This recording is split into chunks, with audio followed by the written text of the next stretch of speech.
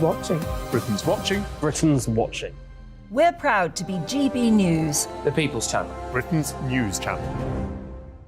You've probably seen politicians interviewed 1,000 times, but we do it differently. We find out who they really are, we don't shout, we chat, and hopefully we bring a bit of light, not just heat. Did you know Kate Moss? Apparently. Do you have a pair of jeans or a pair of jeans?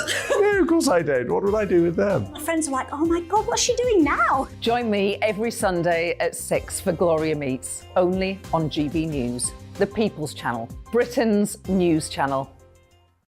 I'm Jacob Rees-Mogg, the Member of Parliament for North East Somerset and a former government minister. For years, I've walked the corridors of power in both Westminster and the City of London. I campaigned in the largest democratic vote in our island story. I know this country has so much to be proud of. We need to have the arguments, the discussions on how we make it better. The wisdom of the nation is in its people. Vox Populi, Vox Dei. That's why I'm joining the People's Channel. Join me Monday to Thursday at 8 p.m. on GB News, Britain's news channel. Here on GB News Live, we'll be keeping you in the picture, finding out what's happening across the country and finding out why it matters to you. We'll have the facts fast with our team of reporters and specialist correspondents. Wherever it's happening, we'll be there from 12 noon on TV, radio and online. GB News, the People's Channel, Britain's news channel.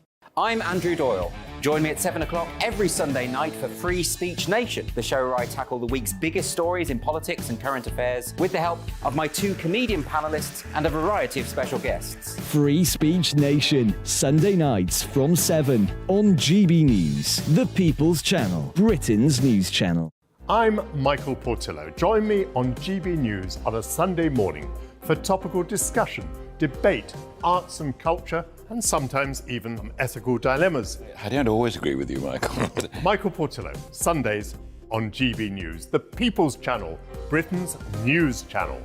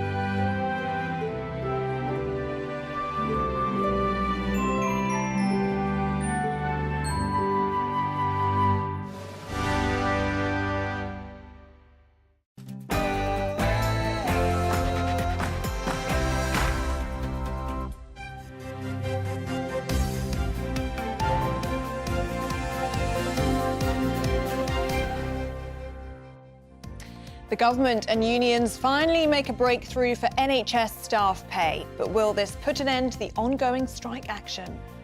Good morning to you. It's 6 o'clock on Friday, the 17th of March. This is Breakfast on GB News with Stephen and Ellie. These are your top stories this morning. Unions for NHS staff, including nurses and ambulance workers, have asked their members to back a 5% pay rise from April after successful negotiations with the government. The Health Secretary said the offer was a fair pay rise while protecting our commitment to halve inflation.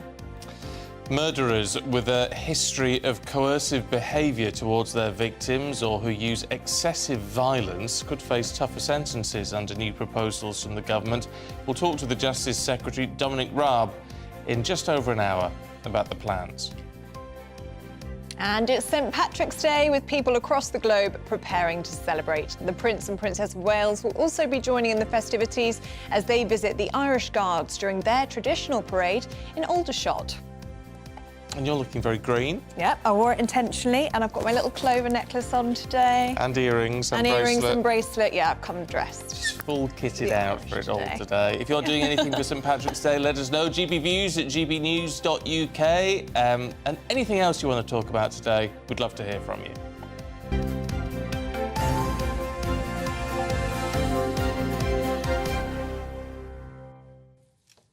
So our top story first, and ministers have finally reached an agreement with health unions on a pay rise for NHS staff that could see their industrial action end imminently. Well, as well as a 5% pay rise from this April, NHS staff, including nurses and ambulance workers, have also been offered a one-off payment which equates to about 6% for last year. So that means they'll get a minimum. The lowest paid will get £1,600, and then some others could get up to £4,000.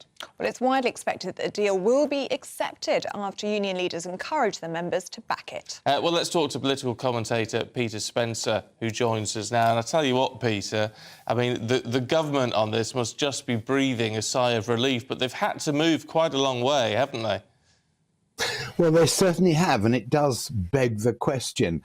If they managed to find the money now, why couldn't they have found it months ago and headed off this whole thing? There is a danger for them that now that they have, many will frame it as caved, that they've given in to union pressure. I take their point, of course. They've made the nurses into a special case, and the chances are it will be sorted. I note in parenthesis, by the way, that there is a separate dispute involving junior doctors, and that is not sorted. And do we have any clarity on where the money is coming from? Rishi Sunak was being asked yesterday by our very own Darren McCaffrey, couldn't exactly give a straight answer. No, and there's a good reason for that, is that we don't know the answer to that question. I mean, there's an interesting point here that fits into the whole sort of budget thing. Is the Office for Budget Responsibility, who are the official number crunchers, have said, look, the economy is not as bad as we predicted it would be, but it is still pretty bad. And therefore, there is a whole series of questions about exactly where this sort of hanging bough from the magic money tree is actually coming for. On the other side of the equation, of course, we note that the passport officers are planning to strike now. And of course, the point that they make is, how come the government is treating its own workforce less well than people in the private sector? And then, of course, that stokes the anger of those people who are going to be going out on strike. And it makes for, I have to say, that a coach and four being driven through a fair few people's summer holidays in the months to come. It's interesting on the bigger scale, though, Peter, isn't it? Because it almost feels that we haven't had a general strike, but it's almost felt like a general strike at times. This sort of breaks the back of it, doesn't it, with one of the most controversial sectors? Yes, indeed. I mean, without any question, the government has gone for a spot of divide and rule here, and the nurses were always a special case. And remember that during the COVID crisis, people were clapping for carers and all the rest of it. And there is something profoundly emotive about the fact that nurses who are sort of a dedicated bunch of folk, have always set their faces against going out on strike and potentially harming patients doing so. And so, but I come back to the point then, that is so blindingly obvious. Why didn't Rishi spot it in the first place and charge in knight in shining armour and be the hero of the hour? So unions are going to take this to their members now. Do you think that the members will go for this? Because it is a pay rise, and it reflects last year as well as this year. But for many staff, I mean, I've been speaking to them on the picket lines in the recent few weeks and months.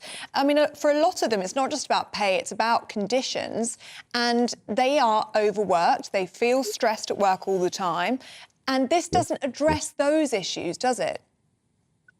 No, it doesn't. And one likes to hope that the government ministers have clocked the fact that there is an underlying problem here and will quietly set about trying to address it in a less heated atmosphere. Obviously, when there are strikes going on, there's a danger that both sides walk away from the talks, and so nothing constructive gets done. I mean, it is, to be fair to Rishi Sunak, it is his way of quiet diplomacy rather than sticking two fingers up at people. So one likes to hope that something will be done on this front. I mean, of course, the Royal College of Nursing make the point repeatedly that, huge numbers of nurses are either going to or contemplating leaving the profession because they are so, or rather leaving the NHS, I should say, because they are so overworked and stressed. And anybody who's been in a hospital at any point in the last few years can perfectly well see that they are understaffed and they're under tremendous pressure. So that's why this swathe of sympathy for them from the public has held up in spite of the action. Peter, good to talk to you this morning. Thanks very much indeed. If you are one of those NHS staff, either in Scotland who have voted to accept the deal they've been offered from the Scottish Government, or if you're in England and now this is going to go out to you, you're going to get your say on whether to accept this deal or not, love to hear from you. Is it a good idea? You could be a nurse, ambulance driver, dietitian, physio, a whole host of people actually affected by this. But is it the right plan? You know, you get a lump sum payoff, which equates to 6% of last year's salary, and then 5% moving forward. I don't know. It's a lot less than what the nurses are asking for. Yeah. I mean, is it acceptable to you? And of course, if you're a civil servant and a teacher and you're watching this morning, are you hoping to follow suit? And I mean, if the government is making deals with the nurses, perhaps there's more coming down the track. Maybe that's a sign of where we're headed. Let us know what you think. gbviews@gbnews.uk. It is 8 minutes past 6. Let's bring you up to date with what else is going on today. And the Passport Office workers are going to strike for 5 weeks in April in a dispute over, guess what? Jobs, pay and conditions. More than 1,000 members of the Public and Commercial Services Union will walk out from the 3rd of April to the 5th of May across England, Scotland and Wales. The union says the action could have a significant impact on the delivery of passports. A committee of MPs have referred Royal Mail to Ofcom over letter delivery. The MPs say the Postal Service company has systematically failed to deliver letters 6 days a week. They also say Royal Mail CEO was not clear about using technology to track and discipline workers. Royal Mail denies the claims. Researchers have found a gene mutation in 1 out of 100 people with grandparents from the Orkneys that increases the risk of breast and ovarian cancer. Now, the gene variant was linked to the island of Westray, where it may have originated from a single person 250 years ago. The NHS and a cancer charity are planning a trial scheme to offer testing to anyone on the island.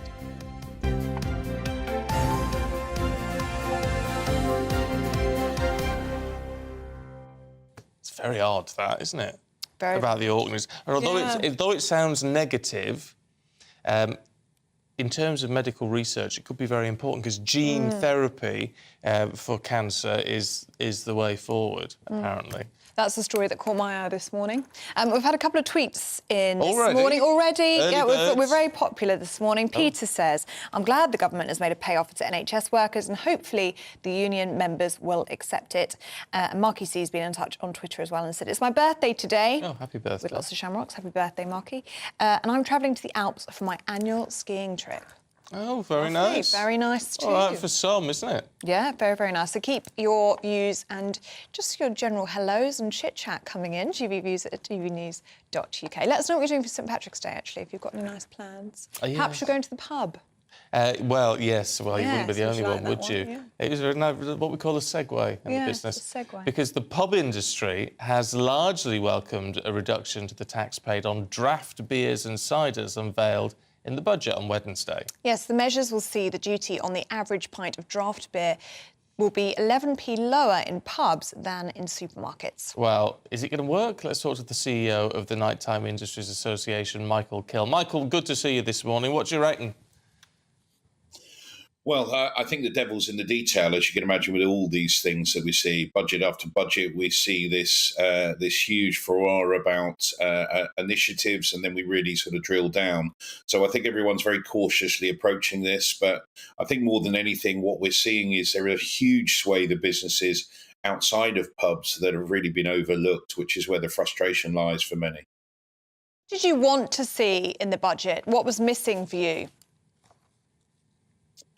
Well, as you can appreciate, where we saw the domestic energy relief, we expected an extension of the relief in the non-domestic situation. And what it seems like is we've been left out somewhat in the cold. And it's been one of the biggest challenges that we've faced across the sector over the last 2 years. The other side of this is the VAT, which we drove hard to lobby government to see if we could get a cut in VAT, particularly for those non-bricks and mortar businesses which would need this to survive. That sort of financial headroom would mean a lot to ensure that the supply chain, freelancers, ticketed events, promoters, festivals, etc., would get that opportunity to sort of draw back on some of the losses and that cost inflation position over the coming year. Where is the nighttime industry sort of sector at the moment, post-pandemic and in the midst of a financial crisis? Just how much has it changed over the past 3 or 4 years? Well, it's changed dramatically. People have had to pivot. They've had to think of different ways of making money and making their business work, being multifaceted, etc. But the overriding situation is that we've seen a 40% increase in cost. Obviously, as you can understand, with inflation, we've seen a lot of consumers being impacted and not having that much disposable income. So we've seen a 15% downturn in people coming out, the frequency, dwell time, spend, etc. in many areas. But I think the biggest casualties of this have got to be the independent businesses, those standalone businesses that are run by local owners, and the culture sector, which has found it very, very hard to recover. Some 3,500 businesses have been lost, and we've seen about a 13% contraction in the independent business sector as part of our wider sector. So a real concern that we're losing some of that real sort of creative, independent, unique businesses from the high street. And our top story this morning, we're talking about a pay deal hopefully being agreed with the nurses, which hopefully will bring an end to the strikes. But it's the strikes that have had such an impact, haven't they, on the hospitality sector and the nighttime industries as well. Just paint a picture for us of what that means for you and what it means for businesses in terms of lost revenue. Well, as you can appreciate, we rely heavily on consumer mobility and people being able to get into the city centres and socialise or go out to gigs or events or, and really sort of take an active part. And that includes tourism as well as we move into the sort of summer season. But I mean, we've lost to the tune of about £3 billion during the period that we've seen these industrial action across the last sort of couple of years. And the challenge that we face with this is consumer confidence. We don't just see those strike days as a challenge, but we also see either side of that where people are deciding not to come out or cancelling. And we saw that over the Christmas period. I mean, there was a huge amount of business lost. And just this week, I mean, we're estimating about £600 million worth of loss within our sector just through the industrial action on the underground and the rail services. So as you can understand, it's almost like we've become collateral damage for this industrial action. And we just want to urge people to come back to the table and get this resolved and settled so that we can get on with business. Yeah, no, understandable. Michael, good to see you. Thanks very much indeed. And it's always that sector, isn't it? I mean, when things get tight, what do? You stop going out, but then they're facing increased bills and all the rest of it. So it's just been a lose-lose for that sector. And it's a sector that's already on its knees, crawling out of a pandemic, and now we have cost of living crisis and energy crisis. It's been really, really tough, and especially, as Michael says, it's the independent businesses that have been hit the hardest. Mind you, where you live, you keep your pub going, don't you? I do, and I will tonight as well. I'm going to go for a couple for St Patrick. Are you? I will. Even though I'll you're be in bed tomorrow early, morning? don't you worry. No, I'm very good. I'll go have a couple of gins and that'll be that. All right. So you've got to on St Patrick's Day. It would be rude not to. And I might try and make a little soda bread as well. Oh, That's right. my plan today. Yes. Oh. A soda bread. Do you like soda bread? I do like soda bread. Well, I might bring you in some. Oh, that'd be very nice. Thank you very much indeed. Yeah. Look, we're going to keep talking about the budget and seeing how it affects the art sector. That's coming up. This is Breakfast on GB News.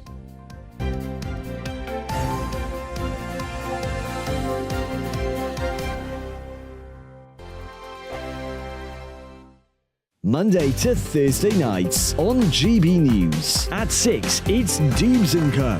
7 o'clock, Farage. At 8, join Jacob Rees-Mogg. And at 9, Dan Wootton Tonight, followed by headliners on TV, radio and online. This is GB News. It's all about family, being in people's living rooms, all the interaction and getting to know who our viewers and listeners are. When I was young, my dad used to say, "Nana, stop arguing." I wanted an outlet that would enable me to give my opinion.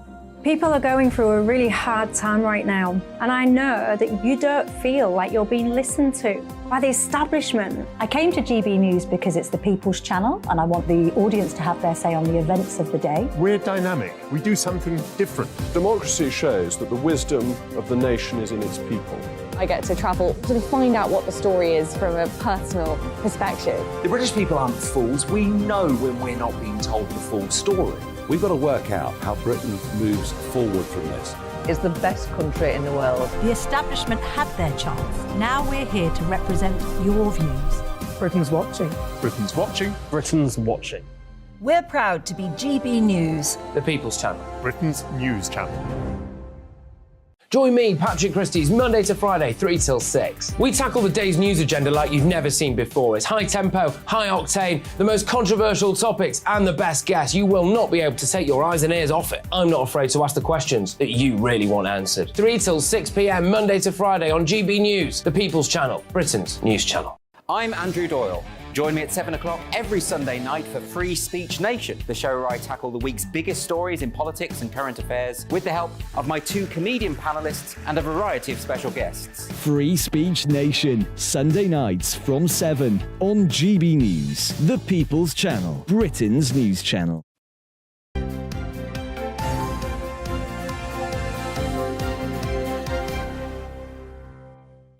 It's 18 minutes past 6. You're watching and listening to Breakfast on GB News with Stephen and Ellie. Still lots to come in the programme, including should fossils and other objects of scientific interest be allowed to fall into private hands? We've got an expert on about that in about 20 minutes. Yes, there are questions because someone's just bought an entire T-Rex skeleton. Are we spending enough to defend our own country? We'll talk to the former head of counter-terrorism at the MOD, Major General Chip Chapman, just after 7 o'clock.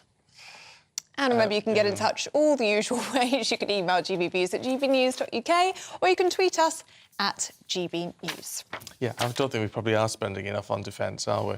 Well, no, and we're going to find out a little bit later on. Yeah. And I mean, has that changed since the Ukraine war? Do we need to be spending a lot more? Well, has warfare changed? We've cleared out so much of our munitions stores. Yes. And so we've got to get those replenished. All that costs an awful lot of money. What is it? An extra 11 billion they're going to get. The armed forces are going to get, but I think that's over the next 3 years.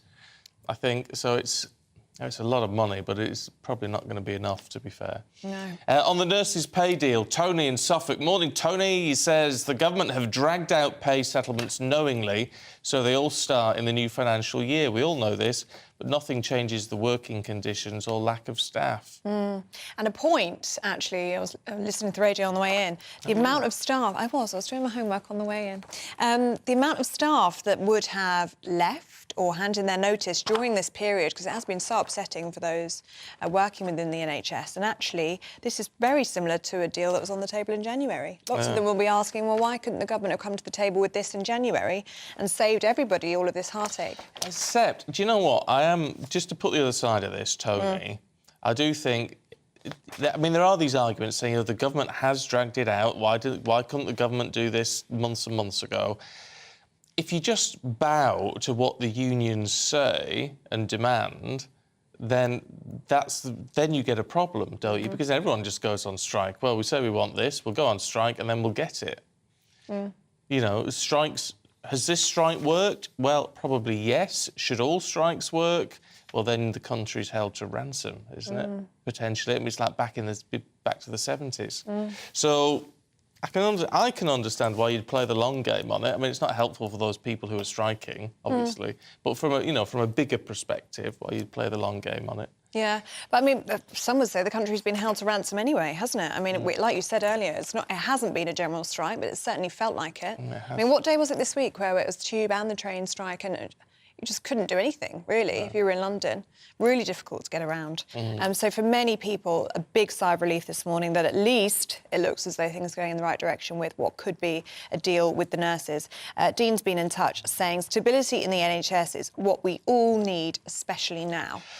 Well, can't argue with that, Dean. No, it's got to be said. Keep your thoughts coming through. GBviews at gbnews.uk. Now, the budget this week contained some big headline measures, as you will know, on childcare, corporation tax and pensions. But, of course, there were many more details. Tom Harwood has been looking at what it means for the cultural sector and creative industries. British theatres, museums and orchestras all suffered a big economic hit throughout the COVID pandemic and its associated lockdowns. In response, then Chancellor Rishi Sunak introduced temporary tax reliefs for the creative sector, which were all due to wind down this April, but no longer. Instead of winding down these temporary tax reliefs, the new Chancellor Jeremy Hunt has, in his budget this week, decided to extend them. And because our theatres, orchestras and museums do such a brilliant job at attracting tourists to London and the UK, I'll extend for another 2 years their current 45% and 50% reliefs. I caught up with Culture Minister Lord Parkinson to ask him about this cultural tax relief. We're delighted that the Chancellor has recognised the importance of theatres, orchestras, museums and galleries and our cultural sector to the economy. These are sectors that provide great jobs for people but also provide great joy and well-being. We also extended the existing tax reliefs for theatres, orchestras and museums and galleries to more generous rates to help those sectors recover from the economy. And of course, they've been doing that brilliantly, welcoming audiences back, putting on new productions, bringing joy back into our lives, creating employment for people in really rewarding ways. But there are still challenges with the rising price of energy, and so I'm delighted that the Chancellor has maintained those generous tax reliefs for another 2 years. The Actors Union Equity has been less welcoming of this announcement, saying it's really thin gruel compared to what's happened to the arts more generally under this government, that there have been really quite savaging cuts to arts funding. What do you say to that? Well, actually, I spoke to the General Secretary of Equity yesterday, and as I say to everyone, the money that the Arts Council is distributing in the new portfolio, which begins at the start of next month, is actually more than in the last. The Arts Council is providing funding to a record number of organisations, nearly 1,000 in more parts of the country than ever before.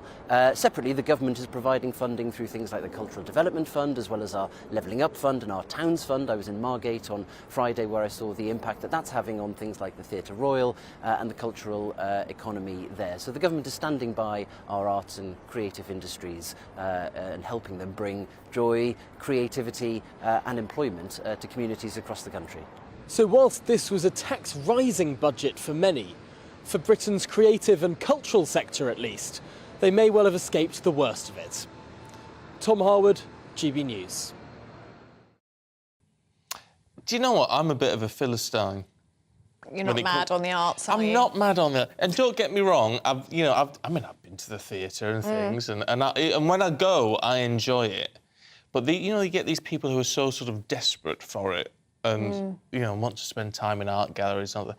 I don't get that. Don't get it, no. And I do wonder if it's slightly disjointed in the fact, all right, it's a sector, it employs a lot of people, it's good for tourism, all very positive. Yeah, but all very good. It is quite London-centric. And when people say, well, we need to spend all this money on the arts, I just tend to think, well, what do you do if you live up in Barrow-in-Furness? Well, you've got Forum 28, which puts on the odd show and a panto, but, there's no big cultural centres. So all this money is being spent elsewhere. But those local theatres are a community hub, aren't they? I mean, I went to a really nice local theatre in Hertfordshire the other week. It was packed. Yeah, but packed to the rafters, and it had loads of nice community groups there, and I thought, this is great. Yeah, but are they getting any of this money, or is it just for the sort of the bigger productions and your West Ends and all that sort of thing? That's a question for Tom Harwood, I think. Yeah, but tax relief is a good thing for them. I think it's nice. I do like the theatre. Really like the theatre, yeah. I love to go to see shows. I think it's a lovely thing to do. I always enjoy it when I get there. I went to see... I've forgotten its name now. I went to see one about a waitress. Was that good? It was about a waitress. It was called Waitress. And it was excellent. I mean, it was a really, really good show. But do I ever sort of think, oh, I must go to the theatre? Not a theatre buff, no. No, I'm not really. No. Well, let us know what you think about that. Arts and culture budget. They've got a tax relief. Will be a relief for them, I'm sure. Let us know what you think. gbviews@gbnews.uk. Now, coming up, who doesn't like a dinosaur? Oh, you like them, do you? Oh, I like dinosaurs, yeah. They don't talk back. Coming up, should fossils and other objects of scientific interest be allowed to fall into private hands? We'll tell you more in just a moment. This is Breakfast.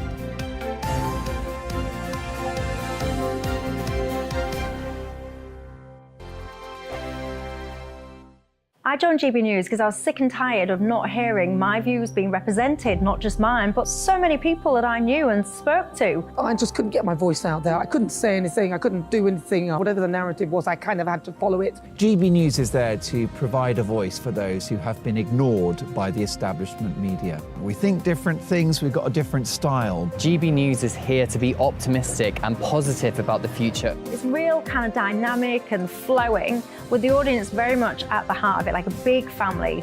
Here at GB News, we talk about the things that matter to you. Hearing the voices from right across our towns and cities, especially our towns. All sides of the argument represented with a heavy dose of opinion. We're on a mission here to make a difference. And the GB News family really is here for you, and whatever time of day you can watch or listen. Britain's watching. Britain's watching. We're proud to be GB News. The People's Channel. Britain's news channel.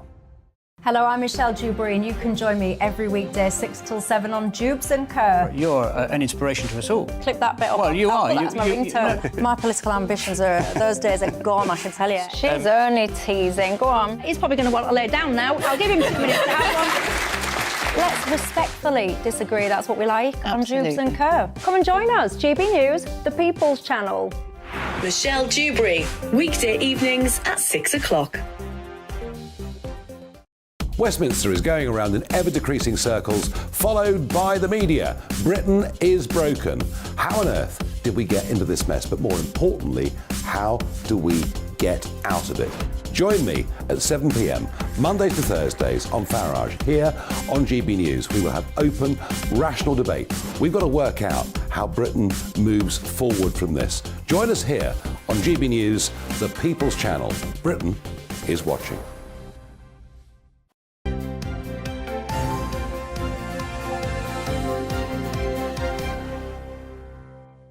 6:29, morning to you. This is Breakfast with Stephen and Ellie. Right, let's have a look at today's front pages for you now. And the NHS pay deal signals the end to a wave of public sector strikes as unions accept the government's 5% offer. That's according to the Eye. The Express talks about the latest deal and says it is victory for common sense and patience. Carry on, nurse. That's the front of the Sun this morning as NHS staff halt their strike action for the hopeful foreseeable future.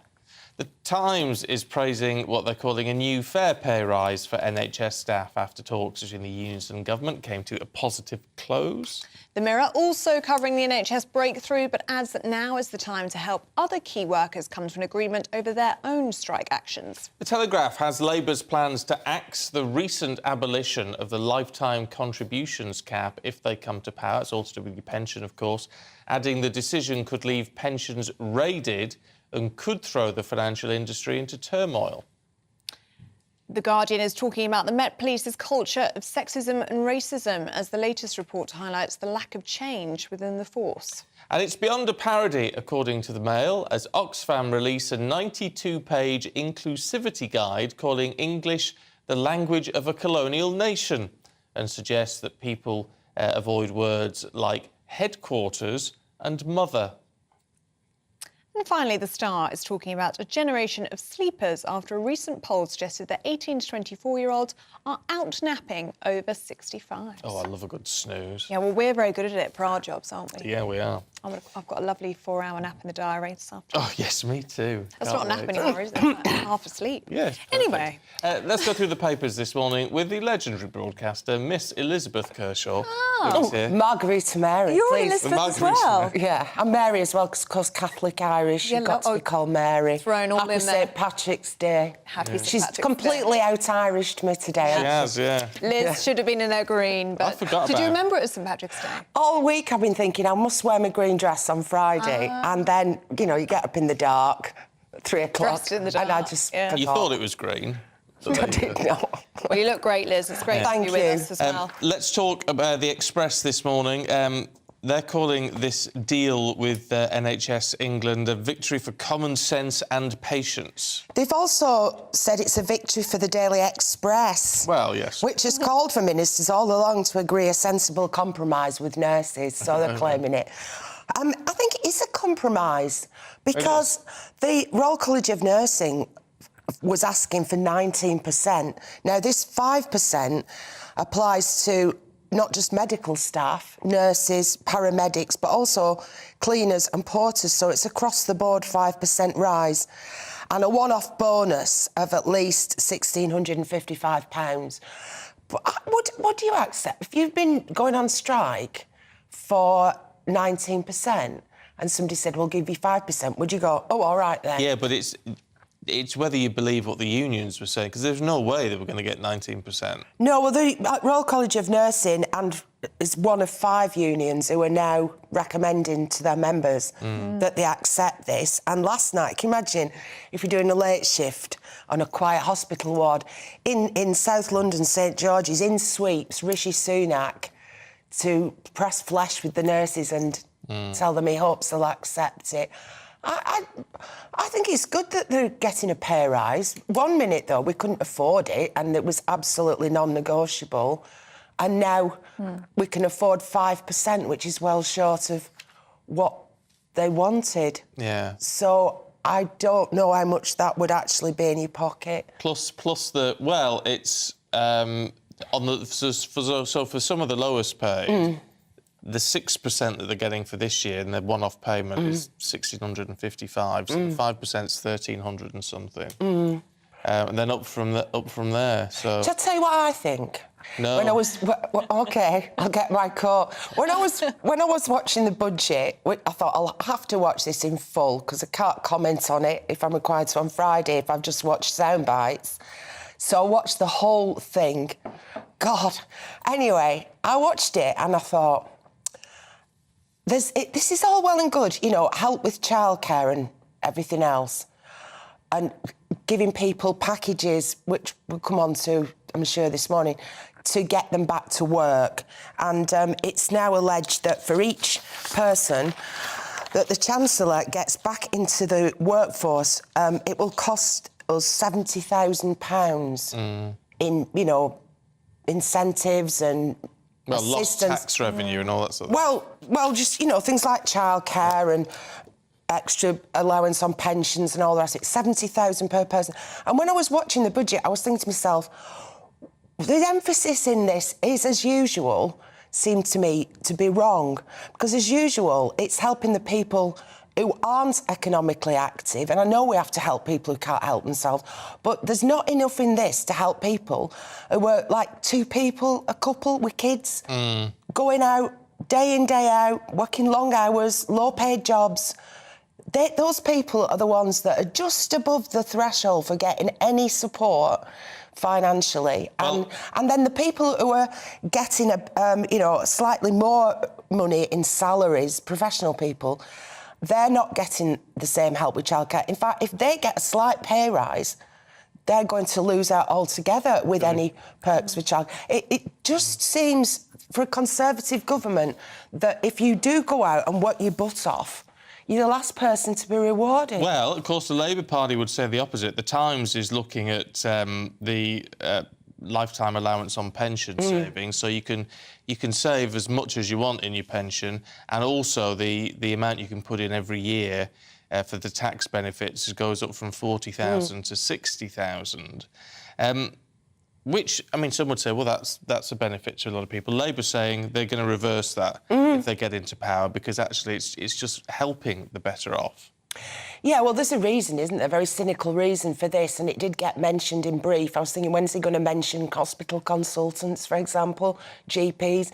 The reason that so many really qualified medical people have been retiring earlier is because there was just such a disincentive for them to carry on because they couldn't put any more into their pension and they got taxed, for everything marginal. There's an argument to say this could have been tailored to them specifically. Well, he didn't mention them at first, and then he mentioned them in passing. But when I was watching it, I thought, this is for the NHS doctors and higher paid nursing managers, and so he gave it to everybody. But Labour obviously didn't know how to respond to this immediately. And then apparently they got together after in a cabal to discuss how can we oppose this, because that's their job, to be the opposition. And they said, right, well, we're not having this, we're going to, when we get in, we're going to reverse it. So apparently what this is going to cause, according to many of the papers, especially the financial pages, is you'll get people now say, right, mad scramble to work longer until there's a Labour government, which could be in 18 months' time, and so it's going to, and then there's going to be a mass exodus. Thanks, Labour. Yeah. How sensible is that? Yeah, you do. I mean, I have to say with this, one thing I hadn't realised is that 40,000 a year limit you can put into your pensions, which of course is way above what most people would do. But that has been frozen for 9 years now. So there's actually upping it to 60,000 isn't as big a jump as it may seem. No, and if you're, and it's 40,000 stashed away if you're on a six-figure salary touching 200,000, you probably want to do that. Yeah. Should we have a look at The Guardian? And this is a new report into the Met Police over racist and sexist culture. Yes, well, I have to tell you, I don't have a copy of The Guardian, right. but... So I can't say that I've read this, but I'm assuming, it is the Metropolitan Police, and stories have been coming out, haven't they, over the last few months. Particularly, there have been two officers, haven't there? One of them who killed Sarah Everard, and then it was found that he'd been reported for exposing himself in takeaways before that, and it was a big joke on WhatsApp with his mates. And then there was another Metropolitan Police officer as well. So this is now a formal... This isn't just reporting by the newspapers. This is now a formal report which would appear backs up public concerns, says, yes, it is actually institutionalised, and it's worrying. I do feel sorry for good, honest coppers. Yeah. Who were just going about... most of them. Yeah, because anybody now would be a bit wary, wouldn't they, of a police officer. Is he a good one? Is he a bad one? Yeah, which is unfair. And it's unfair to people who are decent and trying to do their job. I think there was a poll out last week, the most recent one. It was something like 4%. This is the Met Police we're talking about now, so it's in London. 4% only of women and girls would trust a police officer wholeheartedly. I mean, for those who are doing a good job, which, as you say, is over 95%, I mean, it must just be so upsetting for them to see that. And so Mark Rowley's saying 2 or 3 officers will be in court every week for the foreseeable. Yeah, I mean, this is dealt with. The other thing that's quite disturbing is if the Metropolitan Police Force is not particularly out of kilter with the rest of the population, if their recruitment policies aren't so bad that it's just full of wrong-uns, then is it a representative of general society? Then, is there that large an element of people in our midst who hold those views still quietly and share them with groups? Maybe. Let's have a look at the Mail. Yeah. Right. Oxfam has lost the plot. They've got an inclusivity guide that they've released, 92 pages in all, and there's some stuff which will get people's goats, about... Are you allowed to say goats? Isn't that being disparaging to a hoofed animal? I wanted to look at some of the stuff that is slightly less obvious. Yeah. Right, and away from all the gender stuff, which obviously was its own thing. You can't say black market. You've got to say informal economy, because informal economy avoids negative connotations and is a clear and accurate description. That one jumps out at me. But black market it avoids negative connotations. Yeah. There are negative connotations to black market. It's the point of it. Yeah, as a label for a tax avoiding, under-the-counter, backhanded kind of a way to carry on. What they're saying is you can't refer to it as a black market because that makes it, you know, using the word black is wrong in that because it's suggesting black is bad. Oh, I'm not suggesting black is bad, are you? I'm not saying that. To me, they're actually making themselves a laughing stock because they're kind of saying black is inferior, black is bad, and we're not saying that. No, when you get into with our money, when you get into the black, you're doing all right. Yeah, and you can't say anymore BAME, mixed race. I know coloured's been offensive for some time. Well, I don't see the difference between coloured and people of colour. No. I would never call somebody a person of colour. No. Because it just puts everybody into the same bag. So they're recommending that. I wouldn't. But you see, that, they are recommending people of colour, person of colour, or Indigenous and people of colour. But then they go on to say people of colour is critiqued as being problematic as it is othering to anyone who is not white. Yeah. And reinforces the idea of whiteness as standard. So they say they don't like people of colour, but we should use that. I mean, why don't you just say mixed race? Or... You can use, though, I thought this was a wrong word to use because how do you define it? So I've avoided it for years. Indigenous. Oh, really? So they're saying you should be using Indigenous rather than... That's OK, yeah. Well, what's Indigenous? So are you more Indigenous than Ellie with her Irish heritage? Definitely. Am I more Indigenous than Ellie, who my Irishness is a generation older? So am I more Indigenous? Where's the line? And you can't use ethnic minority. You've got to say minority ethnic person. There's some really silly ones, like headquarters. Yeah. They don't want you to use headquarters anymore. Instead, you've got to name the specific office location because it implies a power dynamic to prioritise one office over the other. Well, as far as I'm concerned, I'm in GB headquarters. How about this one? You can't say biological male or female now. You've got to say assigned female, male at birth. Assigned at birth? Yeah. Which they helpfully do AFAB and AMAB. Right. As assigned female or male at birth. And you can't have not to use LGBT or any of the longer ones anymore. No, you can use it, but, well... you see, this I find very confusing. So you can't say LGBT or LGBTQIX. Yeah. I don't know what X is. You can't say gay or lesbian. You should instead use LGBTQIA+. Now, come on. Come on. I mean, that's like... They also say it's important to note that some people consider the plus to indicate others not explicitly covered in this acronym to be insufficient, but they include it anyway. Elderly's out, right? You can't say somebody's elderly anymore. You can say they're an elderly person, though. Well, and you can't say somebody's deaf. You can say people with hearing impairment. Well, I know that because it used to be on Great Portland Street. I used to walk past it going down to the BBC. It used to be the Royal Institute for the Deaf. And they changed that 20 years ago. So... What's wrong with being deaf? And you can't be poor either. Oh. You can't say poor people. You've got to say people experiencing poverty. Yeah, or and living within poverty. And get this one. You can't say mission... because it infers colonialism, a trip to lower-income countries, whereas a trip to New York, for example, though you can't use field visit because that insinuates you're going to an inferior country. Oh, Tom Cruise is going to be furious. Yeah, What's he going to do for Mission Impossible? Yeah, but so mission, you can't use that because it's like, you know, in the old days when we used to send priests to Africa. But people go on...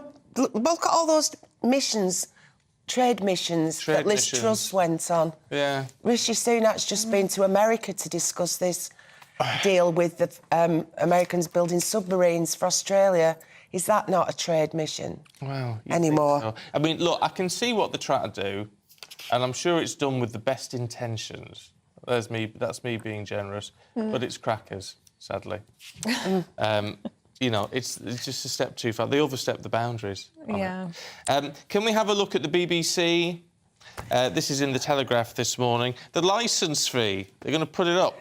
Yeah, it's not been increased for years, so there's now a proposal for a rise of £13. So if we all pay £13, will that cover Gary Lineker. Gary Lineker's new contract?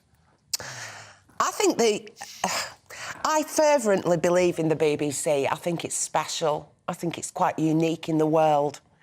I'm not such a fan of the present incumbents in management. And over the years, since 1987, I encountered about 8 director generals, and some of them were brilliant and some of them are distinctly lacking. I mean, the shambles recently, in the last week or two, over the Gary Lineker thing, it all boils down to the fact that nobody in charge knew what was in Gary Lineker's contract. And Gary Lineker was always confident that he was, you know, on solid ground and he hadn't done anything wrong, presumably because he and his agent knew what was in that contract. And speaking from personal experience, years ago, I said that there were 2 clauses in the presenter's contract which really stuck in my throat. One was, you must not bring the BBC into disrepute. I didn't have really a problem with that, except it was so vague, I felt they could interpret it however they wanted. And another one was that if you wanted to take part in any extreme physical activities, you had to get permission first. So I went to a meeting and asked what that meant. And they said, oh, well, we can't, if you're contracted to present for us, we can't have you putting yourself in jeopardy, you know, by, like, abseiling down a cliff or something. So I assured them I had no intention of doing anything like that. But they wouldn't take it out. So I said, so I'm just about to go to Mallorca, Bob, and he's retired now. And so I'm standing on the beach and I see one of those big inflatable bananas bouncing past, being towed by a speedboat. Can I go on it, or do I have to ring you and say, hey, Bob, take it out, take it out. The most important one was, you are not allowed to express an opinion in public. And I said, I'm not signing that, that has to come out. I said, everybody in this country, last time I checked, had the right to freedom of speech. That's what makes us a great democracy in the world. I said, I would never have expressed a political opinion. Well, in the 10 years that I'm 5 Live or local radio, I was presenting news programmes because I'm there to interview people and as a conduit, as you are, and people don't want to know my views and they should not know what my opinion is because that could influence how they think I'm framing questions. So I said, but now I'm, like, messing about playing a few records every Saturday, which I did for 20 years. There's no way you're going to gag me. I'm not going to say vote Labour or vote Tory, but if I want to express an opinion on something that's going on in my country, that's my right to do so, away from this building, not on air, so I'm not signing it, so it was taken out. Now they're saying this week, oh, well, you know, we've been through the contract with Gary and we're all on the same page now. That's what's happened. It's been a total cock-up. He was never... they're now saying, oh, Gary's got permission to express opinions.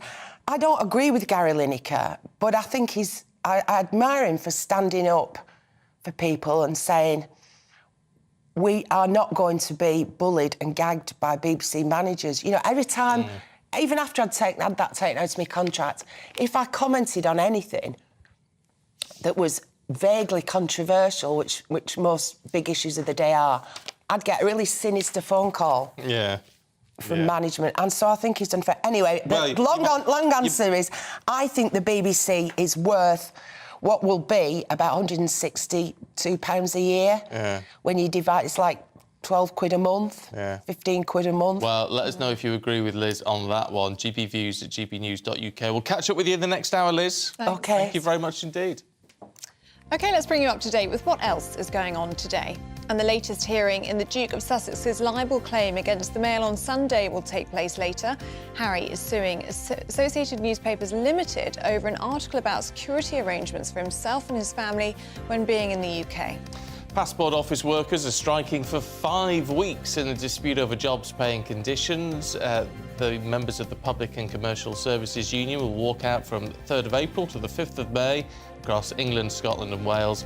The union says it could have a significant impact on the delivery of passports.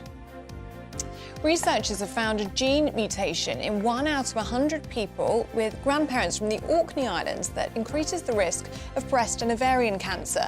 The gene variant was linked to the island of Westray, where it may have originated from a single person 250 years ago. The NHS and a cancer charity are planning a trial scheme to offer testing to anyone on the island.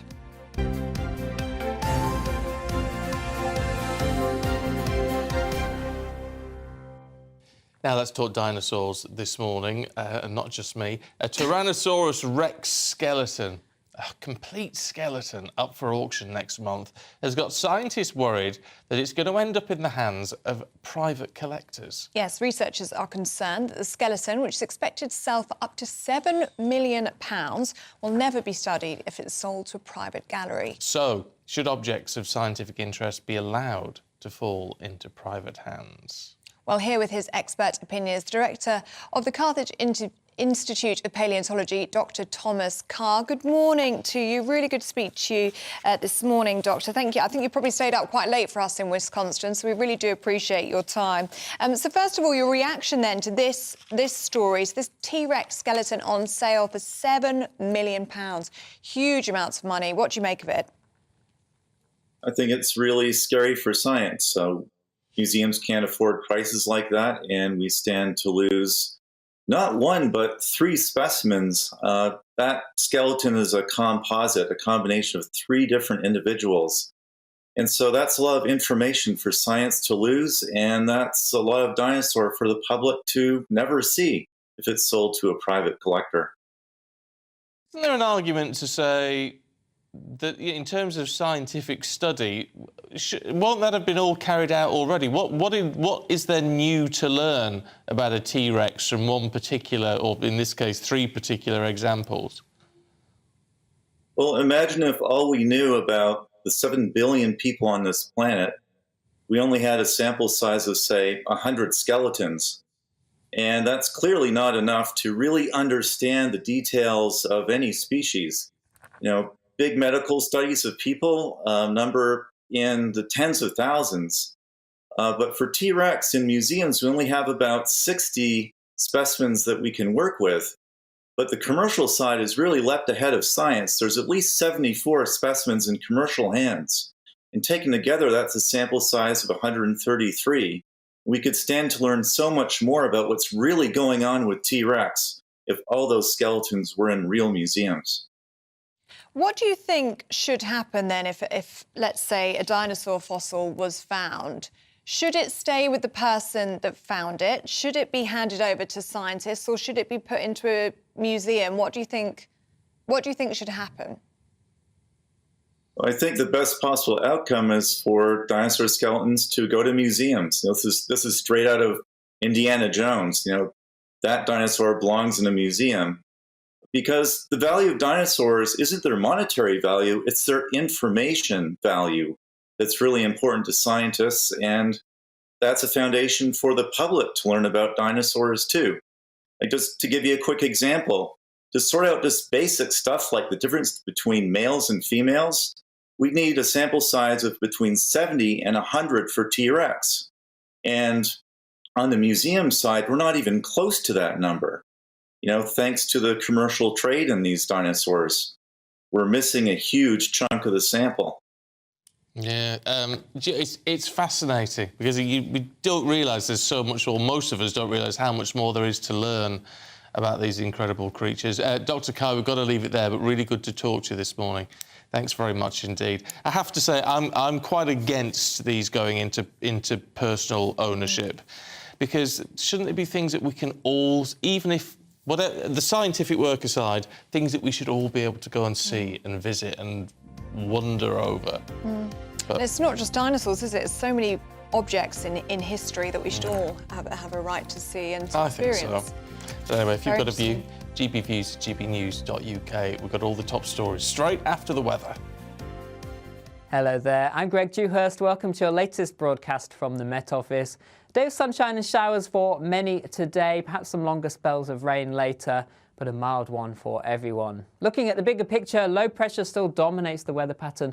Winds generally coming in from the southwest, meaning a mild picture. And into the weekend, it stays unsettled, though perhaps this brief ridge of high pressure moving in on Sunday to give a drier interlude. For this morning, quite a lot of cloud across the UK. There are some sunny spells already, but plenty of showers around too.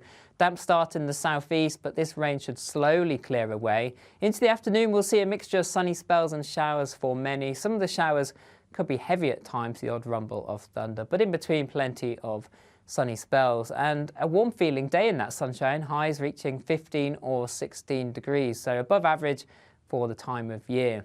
Into the evening time, we'll see further showery outbreaks of rain pushing north and eastwards across the country, perhaps one or two heavier bursts too. But overnight, it generally stays on the cloudy side. Further spells of rain in places, but plenty of dry weather too. Could be a few mist and fog patches where it stays clear, but overall, with a lot of cloud around, it won't be a cold night. Temperatures generally mid to high single figures to take us into Saturday morning. But that means quite a grey start to the day to start the weekend. Some showery outbreaks of rain in places. But as we slowly go through the morning, the clouds should lift and break. We should see some sunny spells developing, but this could trigger a few heavy showers, particularly across central southern England. The odd rumble of thunder is possible. We'll also see a spell of rain moving into northern western parts of Scotland and Northern Ireland. Temperatures here turning cooler by the end of the day, but elsewhere still reaching the mid-teens. A cooler feeling day on Sunday, but generally it should be drier ahead of rain moving in from the west, staying unsettled into the beginning of next week, and temperatures overall around, if not above average. See you again soon.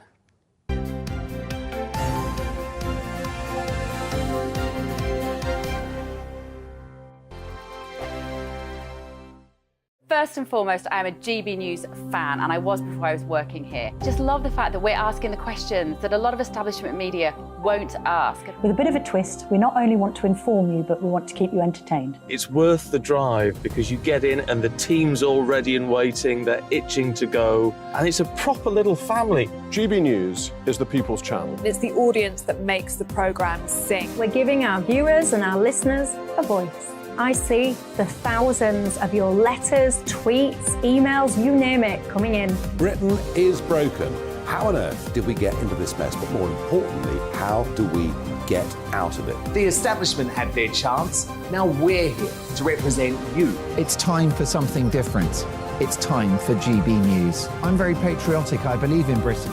Our best days lie ahead. Britain's watching. Britain's watching. Join us here on GB News. The People's Channel. Britain's news channel. Monday to Thursday, 9 p.m. till 11 p.m. Join me, Dan Wootton. I'll bring you the sharpest takes and hottest debates. Do you not believe in prison? I don't believe in prison. I'm completely stunned. I guarantee you there'll be no spin, no bias, no censorship. I actually was personally quite offended by it. And no reason to go to bed. So I guess they've always been quite woke. That's Dan Wootton tonight on TV, radio and online. Monday to Thursday from 9 p.m. till 11 p.m. on GB News. The People's Channel, Britain's news channel. I'm Simon Evans. Join me on GB News for Headliners at 11 p.m. What's the scoop? I'll be joined by two of the country's top comedians. That's right. As we take a look at tomorrow's newspapers tonight. We're going to get into trouble. If it's a big story, we'll be covering it. Spill some tea on him. There we go. But we'll also have some fun. I wouldn't stick up a bank. My father didn't love me. So anyway. Headliners every night from 11 on GB News, the People's Channel, Britain's news channel.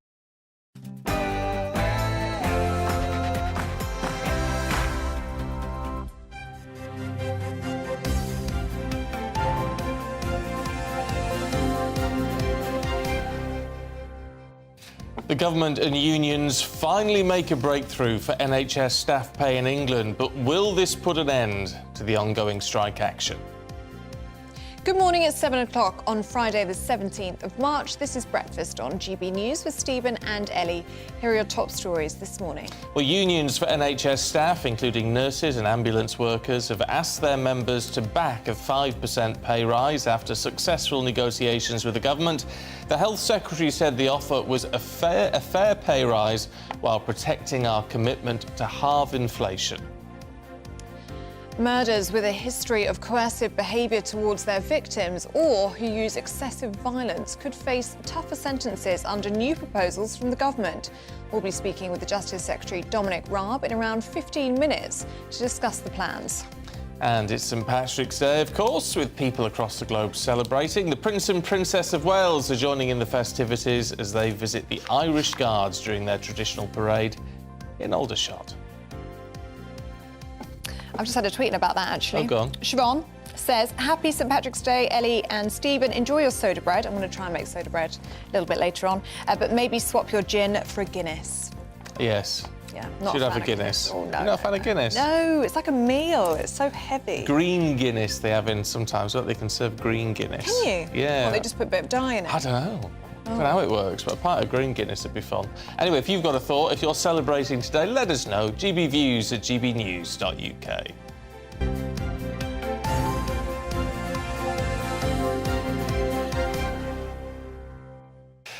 Now, ministers have finally reached an agreement with health unions on a pay rise for NHS staff that could see their industrial action end imminently. The Health Secretary has said the deal means a newly qualified nurse will now be paid £1,800 more this year, as well as an extra £1,300 next year. Well, the offer will be put to union members for their approval, with future industrial action paused during the voting process. Well, to give us his reaction to this is the political commentator Peter Spencer. Good morning to you, Peter. So hopefully this is a turning point in this dispute. And about time too, one might say. The government has to find the money from somewhere, and this is a complete mystery. I mean, me have to take my boots off to count past 3, but the Office for Budget Responsibility say the economy is in a bad state, but not quite as bad as was thought. At the same time, a leading economic think tank say they've got absolutely shed loads of money to spare. Now, the truth of the matter is probably somewhere between the two, but we are left with the question that if the money is available to sort out the nurses now, why didn't they do it at the very start? Rishi Sunak could have charged in, knight in shining armour, and solved the problem for Florence Nightingale. So why the delay? I have to say that your political correspondent writes, duh. Yeah, well, I'll tell you what, though, Peter, if the government had done that, then that just gives more power to the unions, doesn't it? If the government immediately caves in, I mean, you've got to try and hold your position. There is a problem here, and it's absolute two-edged sword, because, yes, what you say, Steve, is perfectly true, but on the other hand, now all these weeks and months down the line that they have agreed to some kind of compromise, it will look to others as though they have caved into union pressure. I mean, I do note, however, that there's an element of divide and rule going on here. I mean, the nurses, yeah, they're the visible personification of absolute Florence Nightingale. They're the special case, they're heroines, blah, blah, blah, blah, blah.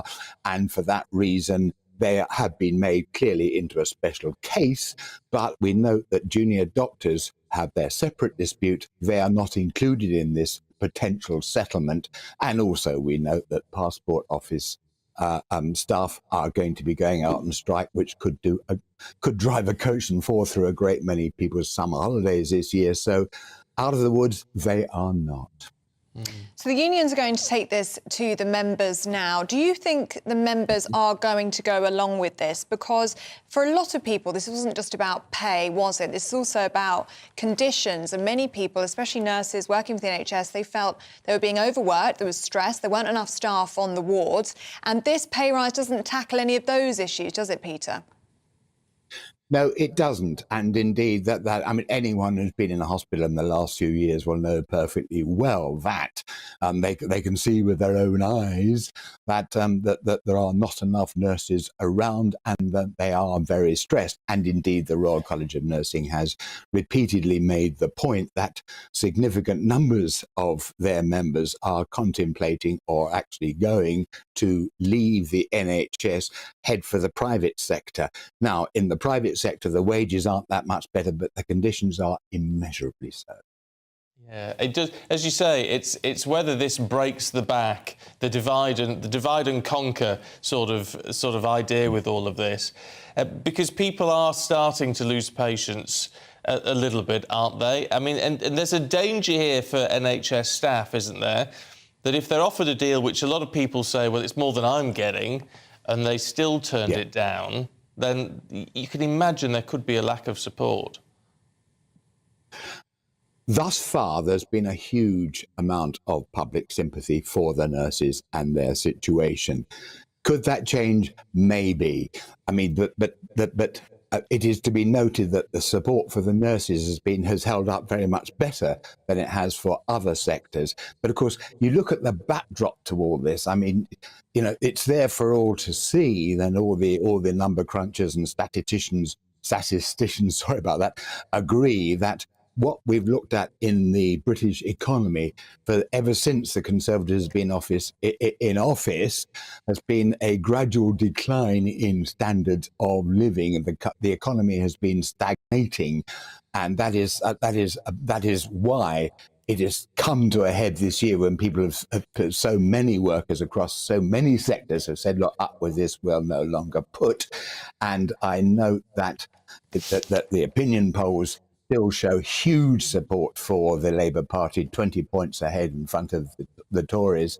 And while Tony Blair was absolutely right when he said, look, people aren't that interested in politics, the fact is people do notice their own personal situations. And I suspect that taken in the round, when we come to the next general election in 18 months or so, time, there is every likelihood that the punters, that the voters will say, actually, we're bored with the Tories. Let's give the other lot a go.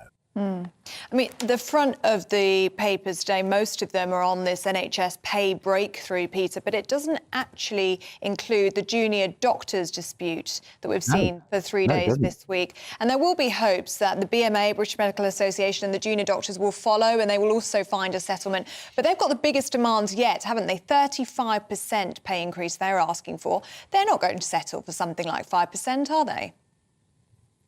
It seems extremely unlikely, but of course they have the same problem as nurses, which is the fact that they have undergone years and years of training, and being a doctor, like being a nurse, is very much a vocation and absolutely sticks in their craw to go on strike and to any degree imperil the safety of patients. And so they're caught in a cleft stick here, and which way it'll go, frankly, is anyone's guess. Although I noticed that the Unite Union, which is one of those unions involved in the health pay dispute, the Unite Union has said, look, the offer to the nurses, frankly, is not good enough. OK, Peter, thanks very much indeed. It's interesting. Duncan says, I'm disappointed the government's caved in to the strikers' blackmail. But James in Epping says it's a win for negotiations. 19% was unrealistic, but they get a reasonable rise and a bonus to help them out during the cost of living crisis. Martin says, does this mean the NHS is going to crack on and get waiting times down? I bet nothing changes. Yeah, Fred, hi Fred, says, I've got a son and daughter both working in the NHS in a mental health unit. They understand reality and have accepted the pay deal as reasonable in the circumstances. I mean, do you think it's fair? Very interesting. 19% the nurses were asking for. They settled a payout a sum and also 5% pay rise. They've come a long way down than the government have gone from saying it's completely unaffordable to a 5% increase. But it's more than most people are getting. More than what most people are getting. Good point. Let us know what you think. Carol, and because we're talking about paying conditions is the thing, and we know conditions don't change with this. No. Carol in Norfolk says a shortage of nursing could be solved if degrees for nursing were not required, because they've not been in place that long, 20 years or something like that. Specialisation could be achieved at a later stage. And do they still have them paid for? The degrees. I know that's stopped. I don't know. I don't know if you get a grant now, but that does make a difference, yes, having to, if you're straddled with that much student debt as well, it's really, really difficult. Yeah. I'll tell you what, though. Carl sums it up. Hi, Carl. He says, at the age of 75, I just want the NHS to function properly. And yeah, that's the thing. But how that happens, I don't know. I do not know. It's very problematic. But it's a huge relief for so many people who've been in the hospital in recent weeks and months. I mean, it's a good thing to have the nurses back on the wards and hopefully happier. Well, a bit more money in their pocket. A bit more money in their pocket, at least. Let us know what you think. gbnews@gbnews.uk. It is 11 minutes past 7. Let's bring you up to date with all the other stories. And passport office workers are going on strike next month over jobs, pay and conditions. About 1,000 members of the Public and Commercial Services Union will walk out from the 3rd of April to the 5th of May. The union says it could have a significant impact on the delivery of passports. A committee of MPs have referred Royal Mail to Ofcom over letter delivery. The MPs say the postal service company has systematically failed to deliver letters 6 days a week. They also say the Royal Mail CEO was not clear about using technology to track and discipline workers. Royal Mail denies the claims. Researchers have found a gene mutation in about 1% of people with grandparents from the Orkneys that apparently increases the risk of breast and ovarian cancer. The variant is linked to the island of Westray, where it may have originated from a single person 250 years ago. The NHS and a cancer charity are planning a trial scheme to offer testing to anyone living on Westray, regardless of a family history of the diseases.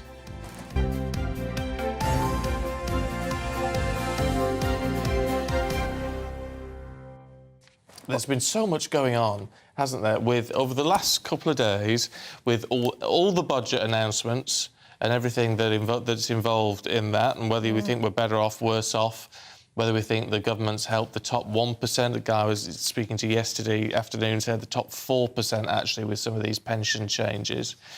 Are they doing enough for those who are worse off? Then on top of that, we get all the stuff with the nurses and other NHS workers in England. So we are seeing sort of big changes happening at the moment. Yeah, there's been a lot going on in the last week. Lots of you getting in touch. John, I did ask some nice greetings earlier. He says, I'm 77 years young and I'm well used to getting up at around 6 a.m. Now, thanks to GB News, I set my alarm to make sure I'm awake for our national anthem. It's a great way to start the day. And I said that to you, didn't I, at the start of the programme? Yeah. But this is a nice, calming way to lead us into the programme. Yeah, it is a nice, really calming way.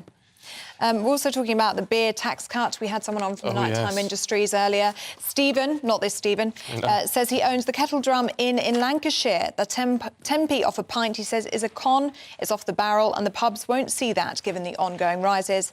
VAT of food service could have helped, but still, we fight on. Do keep your thoughts and opinions coming in. gbviews@gbnews.uk. Now, the government's unveiled a plan to increase the length of sentences for domestic killers who have a history of coercive or controlling behaviour. Well, under the new plan, sentencing guidelines around rough sex will also be reviewed. Let's talk to the Deputy Prime Minister, Dominic Raab. Good morning to you. Nice to see you this morning. Why is there a need to change all of this? Good morning. Well, we've just had a review by Claire Wade, Casey, into all of the murder and manslaughter sentences, and it's clear in my mind that there are a lot of discrepancies. We're going to respond to all 17 recommendations in the summer, but right now I think we do need to increase the sentence for murders in the home, predominantly men against women, where there's what's called coercive and controlling behaviour, if you like, the slow torment up until the murder itself. We think that should be reflected in the sentence, so I'm going to introduce a statutory aggravating factor which could increase the sentence by anything up to 2 years or more, and we'll consult on a 25-year starting point so that the full horror, pain and suffering is reflected in the sentence. At the same time, we're also going to increase the sentences for overkill. You can think of the horrific cases of Ellie Gould and Poppy Devi Waterhouse, and make sure again that those sentences are increased. And as you mentioned in your clip, we're also going to reduce the impact of the so-called rough sex defence in manslaughter cases, where typically sentences can be as low as 5 years, where there is a sexual intercourse resulting in the death of predominantly the woman in most of these cases, and the perpetrator claims consensual rough sex. I think that in those kinds of horrific cases, the starting point should be more in the realm of 8 to 12 years. So I'm going to write to the Sentencing Council to seek them to take a look at this and change the rules. It's their prerogative, but I have a role to play in urging them and taking the initiative in this regard. Women's safety campaigners, they of course welcome this news that you're talking about today, but they will be apprehensive about the weight of the aggravating factors when they're actually given in court. I mean, you mentioned there that 25-year sentence starting point. When do you think we could actually start to see that happen in sentencing? Because currently, the way the law stands, you have to actually have a knife taken to a scene, showing intent in order to be given a 25-year plus sentence. So I'm going to, for controlling coercive behaviour, introduce that statutory aggravating factor, which will boost the sentences as soon as possible. We'll consult on the 25-year minimum starting point. I understand the point that's made about introducing a minimum 25-year sentence for the use of a knife in murder cases in the home. The challenge is the practice, if you look at the evidence, suggests that this may disproportionately impact on the relatively smaller number of women who commit those crimes because, for example, they're subject to abuse over many years and they snap and they reach for a knife. And so I think we need to be quite thoughtful about that. I will look at that in the context of the wider Wade Review recommendations and we'll respond fully in the summer. But right now, the three things I mentioned, coercive controlling behaviour, overkill and the rough sex defence, are things that I think I'm persuaded that the evidence is there that we need to provide stronger sentences. And look, I want every woman to know that the full strength of the law will protect them and keep men who commit these appalling crimes in jail for much longer. I mean, it's interesting you talk so much about coercive behaviour because it's being reported this morning, as you will be aware, that the investigation into your behaviour, which we're expecting that report to come out pretty soon, that some of the people who claim to have been involved in this say, it's been reported, they say you ruined people's lives through coercive behaviour. How do you respond to that?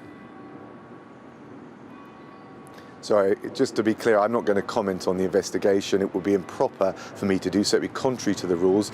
I'm not going to respond to anonymous reports in the media. But can I just say, any equivalence that you're drawing between anything that I may have been accused of and the kinds of horrific crimes that I'm talking about today is preposterous and frankly unconscionable. Yeah, but would you agree then that coercive behaviour under any circumstances is a bad thing? Well, actually, coercive behaviour in the context of a prison is critically important. But you're just comparing totally different things, and I think you should take a step back from that line of inquiry. I've been very transparent about all of these things, but I'm not going to comment on the inquiry while it's undergoing. Just to be clear, anyone that does is breaching the rules of the inquiry, and I'm not going to do that because, as I say, I'm committed to behaving with professional integrity. If the bullying allegations are upheld in this investigation, as Stephen says, we should hear the outcome of that in the next few weeks, would you resign if those bullying allegations were upheld? So I've made clear all along I'm not going to comment further on anything in relation to the inquiry. I'm sorry, it's not the right thing for me to do. OK, well, we understand that point. What are we to make of the strike situation and this deal with members of the NHS within England? There is, I mean, still, this isn't solved yet. This has to go to the members, though it's recommended by the majority of the unions. But it doesn't solve any of the problems with doctors and junior doctors, does it? Do you think this is going to be some sort of stepping stone? Well, look, I think it's good news that in all of those areas, the vast majority of the unions have accepted the deal that has been offered following the discussions with the Health Secretary. Look, in relation to junior doctors, I know that the Health Secretary has extended the offer for negotiations with the BMA. The same offer is there. I think it would be the right thing to do for them to accept it. I hope they will. I think it's a good deal which is fair, which recognises the situation they're in, that recognises the need that we've all got to tackle the backlog in the NHS. But I also think it's been crafted in a way which won't make inflation worse. And we've seen the reports that inflation will come down this year to 2.9% from 11% in October. So we've got the right plan. We need to stick with it, and I hope that the junior doctors will accept this offer as well. I mean, there is criticism this morning that this deal, the 5% rise, is very similar to an agreement that was on the table at the start of January. And in that time, there are patients who have had appointments delayed. Perhaps they've had operations cancelled or postponed. I mean, there has been 6 weeks of misery for NHS patients before this announcement. I mean, many people will be asking, what took the government so long to get around the table and get this sort of offer on the table? Well, actually, it's well below what the Royal College of Nurses was originally asking for, and of course it's well below the 35% pay rise that the BMA are asking for in relation to junior doctors. But look, compromise is required. I think Steve Barclay, the Health Secretary, has done an excellent job. We want to recognise the particular situation of nurses and all doctors and medical staff. They do an amazing job for us. We've got to protect the wider economy and the inflation and get it down, because it eats away at salaries, particularly the lowest paid. And I think it was a good, sensible compromise, and we hope that the junior doctors will accept it as well. In terms of those who are struggling at the moment, there's obviously huge swathes of the population who are really struggling at the moment. Did the budget head in the right direction? I mean, in the sense that, you know, the big headline, if you like, was the change to pension rules, which by the very nature of being able to save more than £1 million of being 40 to 60,000 a year you can put away, I mean, that only is going to benefit the very rich, isn't it? That's one element, and I think it's important, for example, with doctors, that will keep more doctors in the NHS, that will help us get the backlog down. But of course, there was a whole range of other measures, including the uprating of benefits and the extension of 33 hours of childcare to mums of 9-month-old to 4-year-old infants, babies and young children. There's the freeze and fuel duty. And above all, I think you can see that the Prime Minister and the Chancellor's plan is working. Inflation is, as I said, scheduled to come down to 2.9% from that peak of 11%. The economy is going to grow in 2023. There were some fears of recession. Debt is now scheduled to come down, slated to come down in line with the government's plan. And if you look at the PwC survey of global CEOs, Britain is the 3rd most attractive destination for foreign investment. So there's still some way to go. We know that people are struggling. The support is there. The energy price guarantee has been extended for 3 months. But we've got the right plan. It's working. We've got to continue with it. Deputy Prime Minister, good to see you this morning. Thank you. Good to talk to you. Bye. Well, let us know what you made of Dominic Raab's comments there, gbviews@gbnews.uk, because coming up, Labour's party chair Annalise Dodge joins us. See you in just a minute.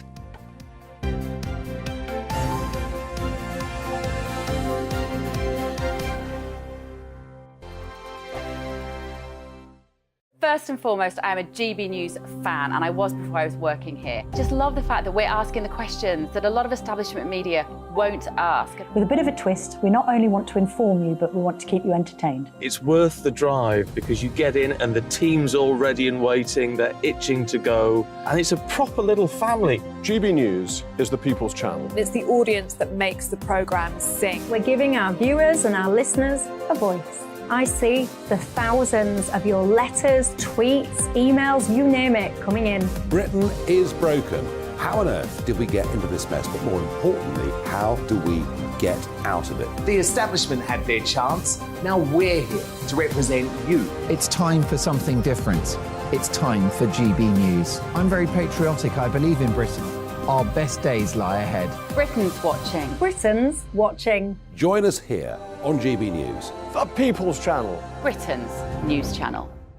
I'm Andrew Doyle. Join me at 7 o'clock every Sunday night for Free Speech Nation, the show where I tackle the week's biggest stories in politics and current affairs with the help of my two comedian panellists and a variety of special guests. Free Speech Nation, Sunday nights from 7 on GB News, the People's Channel, Britain's news channel. Here on GB News Live, we'll be keeping you in the picture, finding out what's happening across the country and finding out why it matters to you. We'll have the facts fast with our team of reporters and specialist correspondents. Wherever it's happening, we'll be there from 12 noon on TV, radio and online. GB News, the People's Channel, Britain's news channel. I'm Michael Portillo. Join me on GB News on a Sunday morning for topical discussion, debate, arts and culture, and sometimes even ethical dilemmas. I don't always agree with you, Michael. Michael Portillo, Sundays on GB News, the People's Channel, Britain's news channel. Hello, I'm Michelle Dewberry, and you can join me every weekday 6 till 7 on Dubes and Co. You're an inspiration to us all. Clip that bit up. Well, you are. That's my ringtone. My political ambitions those days are gone, I can tell you. She's only teasing. Go on. He's probably going to want to lay down now. I'll give him 2 minutes to have one. Let's respectfully disagree. That's what we like on Dubes and Co. Come and join us. GB News, the People's Channel. Michelle Dewberry, weekday evenings at 6 o'clock. I'm Simon Evans. Join me on GB News for Headliners at 11 p.m. What's the scoop? I'll be joined by two of the country's top comedians. That's right. As we take a look at tomorrow's newspapers tonight. We're going to get into trouble. If it's a big story, we'll be covering it. Spill some tea on him. There we go. But we'll also have some fun. I wouldn't stick up a bank. My father didn't love me. So anyway. Headliners every night from 11 on GB News, the People's Channel, Britain's news channel. Monday to Thursday, 9 p.m. till 11 p.m. Join me, Dan Wootton. I'll bring you the sharpest takes and hottest debates. Do you not believe in prison? I don't believe in prison. I'm completely stunned. I guarantee you there'll be no spin, no bias, no censorship. I actually was personally quite offended by it.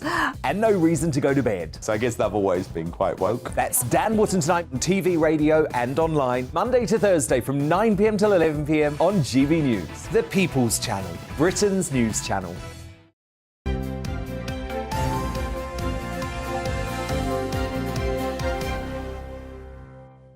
It is 7:27. Good morning to you. This is Breakfast on GB News with Stephen and Ellie. It's St Patrick's Day and we will celebrate it with Dougie Beattie live from Downpatrick. That's at 7:45. The Royal British Legion is revealing the numbers of Team UK, the members, I should say, of Team UK for the Invictus Games this year. We'll tell you more just after 8. And remember, you can get in touch all the usual ways. You can email us gbviews@gbnews.uk or you can tweet us at gbnews.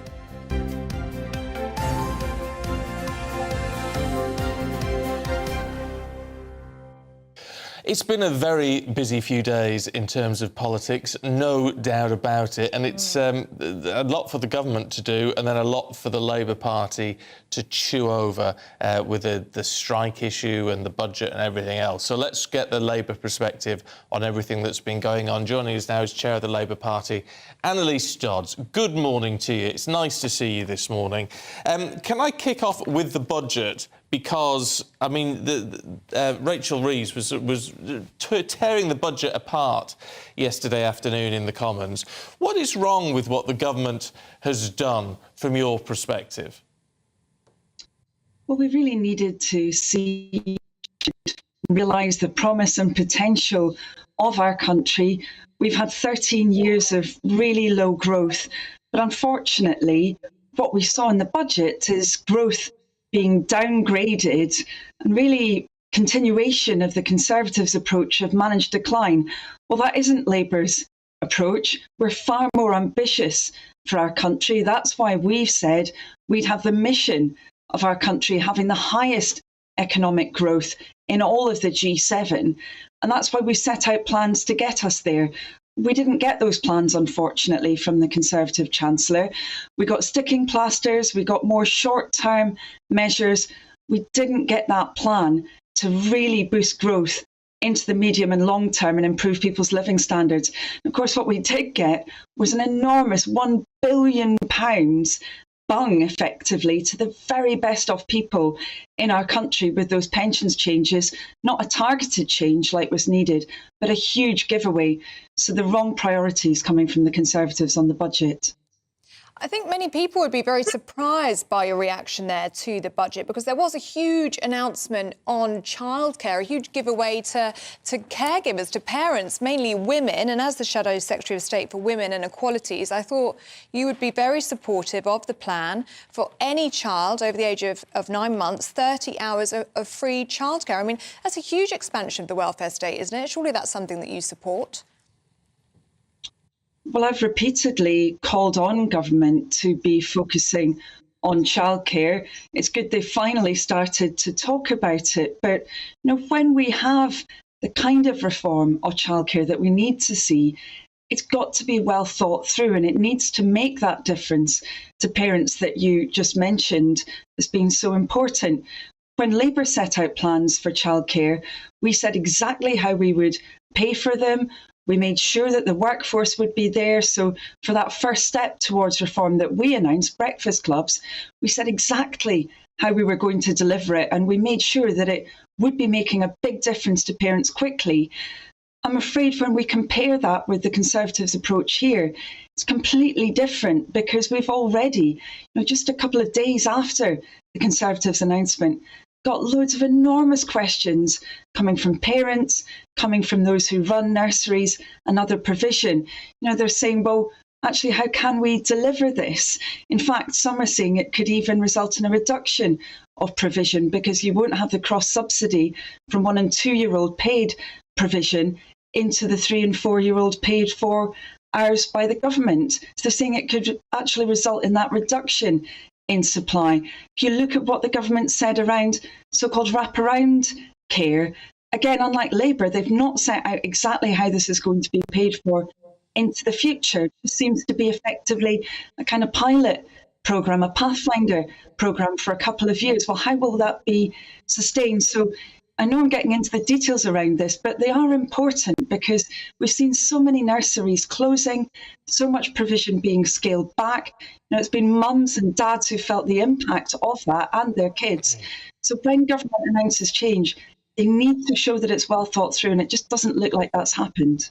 Well, talk about being well thought through. I mean, clearly one thing which you seem passionate about is the opportunity to get more people back into work. The pension scheme was about getting more people back into work. I mean, I know there's been focus on consultants and things, but, the idea is it encourages more people over 50 to keep working and be able to keep saving in their pension.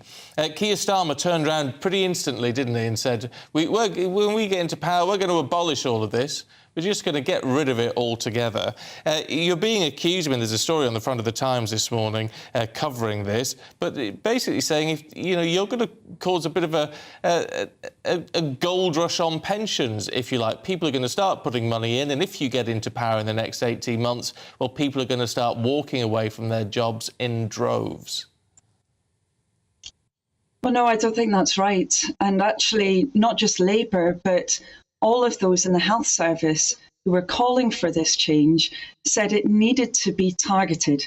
It needed to be targeted on those consultants, on those individuals in the health service where there was a specific problem for them. The BMA, for example, so that effectively the trade union for doctors, they called for a very targeted scheme to relieve that pressure on the NHS. And of course, we've got 7 million people now waiting on waiting lists under the Conservatives. So action did need to be taken. But what we got instead of that targeted measure was a huge, enormous giveaway, £1 billion. Now, at a time when so many people are struggling with the cost of living, to be handing over £1 billion, so not just for doctors where there's that specific issue, but for other people who are incredibly wealthy, stockbrokers, property developers, anyone who falls into that top 1% getting that benefit. That's not sensible. It's not sensible for our public finances, and it's very unfair on everybody else who's struggling so much at the moment with the cost of living. So you don't mind rich consultants getting a benefit, but just not other people. But I mean, and let's be clear, it's not a handover of money, is it? It's terms of lost revenue rather than actually handing money out of the exchequer. But you said about the government's plans not being well thought through. Don't you think, in some respects, you would have been better off, even if you came to the same conclusion, better off thinking through your response rather than just saying, do you know what, we're going to scrap it, we're just going to reverse it? Well, we have thought through our response because we've been listening to what those in the NHS said that they needed, and we've always been focusing on these issues with our determination to make sure that there's value for money for the taxpayer, that always we will be protecting the money in people's pockets. Now, the government had choices at the time of this budget. They could have had that targeted approach to support our NHS. Instead, they had that huge £1 billion giveaway. Again, they could have plugged the loopholes in the windfall tax. They chose not to, and to leave money from oil and gas companies on the table. And yet again, they also could have got rid of that non-dom tax exemption. They chose not to, and they left money on the table.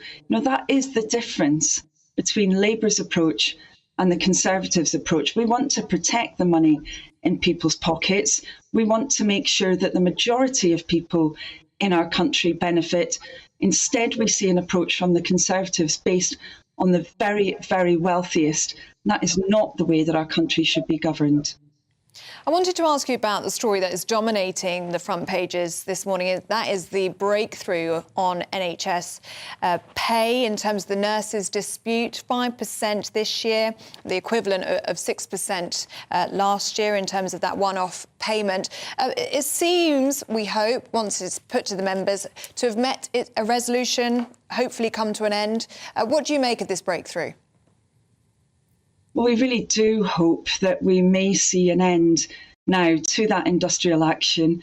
It has been incredibly damaging, but, that damage was avoidable. I'm sure that viewers will remember before Christmas, the nurses and the paramedics saying at that stage that they would call off industrial action if Conservative ministers actually sat down with them and had that negotiation. Of course, Rishi Sunak and his ministers did not sit down and have that proper negotiation on pay for a very, very long time. And it's been estimated that about 140,000 operations and appointments were cancelled because of the impact of that industrial action. And that's even before you take the junior doctors' strike into account that's just started. So, the Conservatives have got to learn from this. They can't make the same mistakes when it comes to the junior doctors' strike. They really need to sit down and get a resolution to this, because otherwise we will see that impact ultimately on our patients and indeed on NHS staff as well. OK. Annalise Dodds, good to talk to you this morning. Thank you very much indeed. Really appreciate it.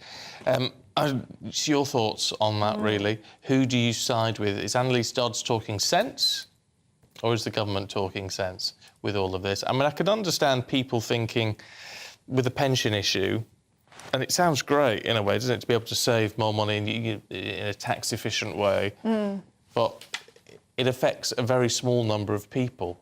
Currently you can save £40,000 a year into your pension.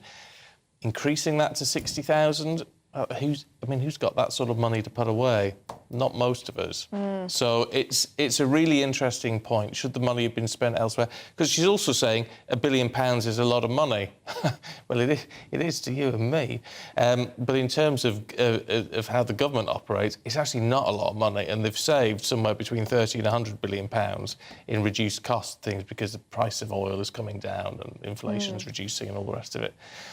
So is it a good way to spend £1 billion? I mean, I don't know. Your thoughts on that would be very welcome. GBviews at gbnews.uk. Yeah, and is that cost saving where the nurses' pay rises have come from? I mean, Rishi Sunak wasn't giving a straight answer to where that's coming from. It remains a mystery. Let us know what you think. GBviews at gbnews.uk. But stay with us because it is St Patrick's Day today. That's why I'm dressed like this. We're going to celebrate it with our Northern Ireland reporter, Jiggy Beattie.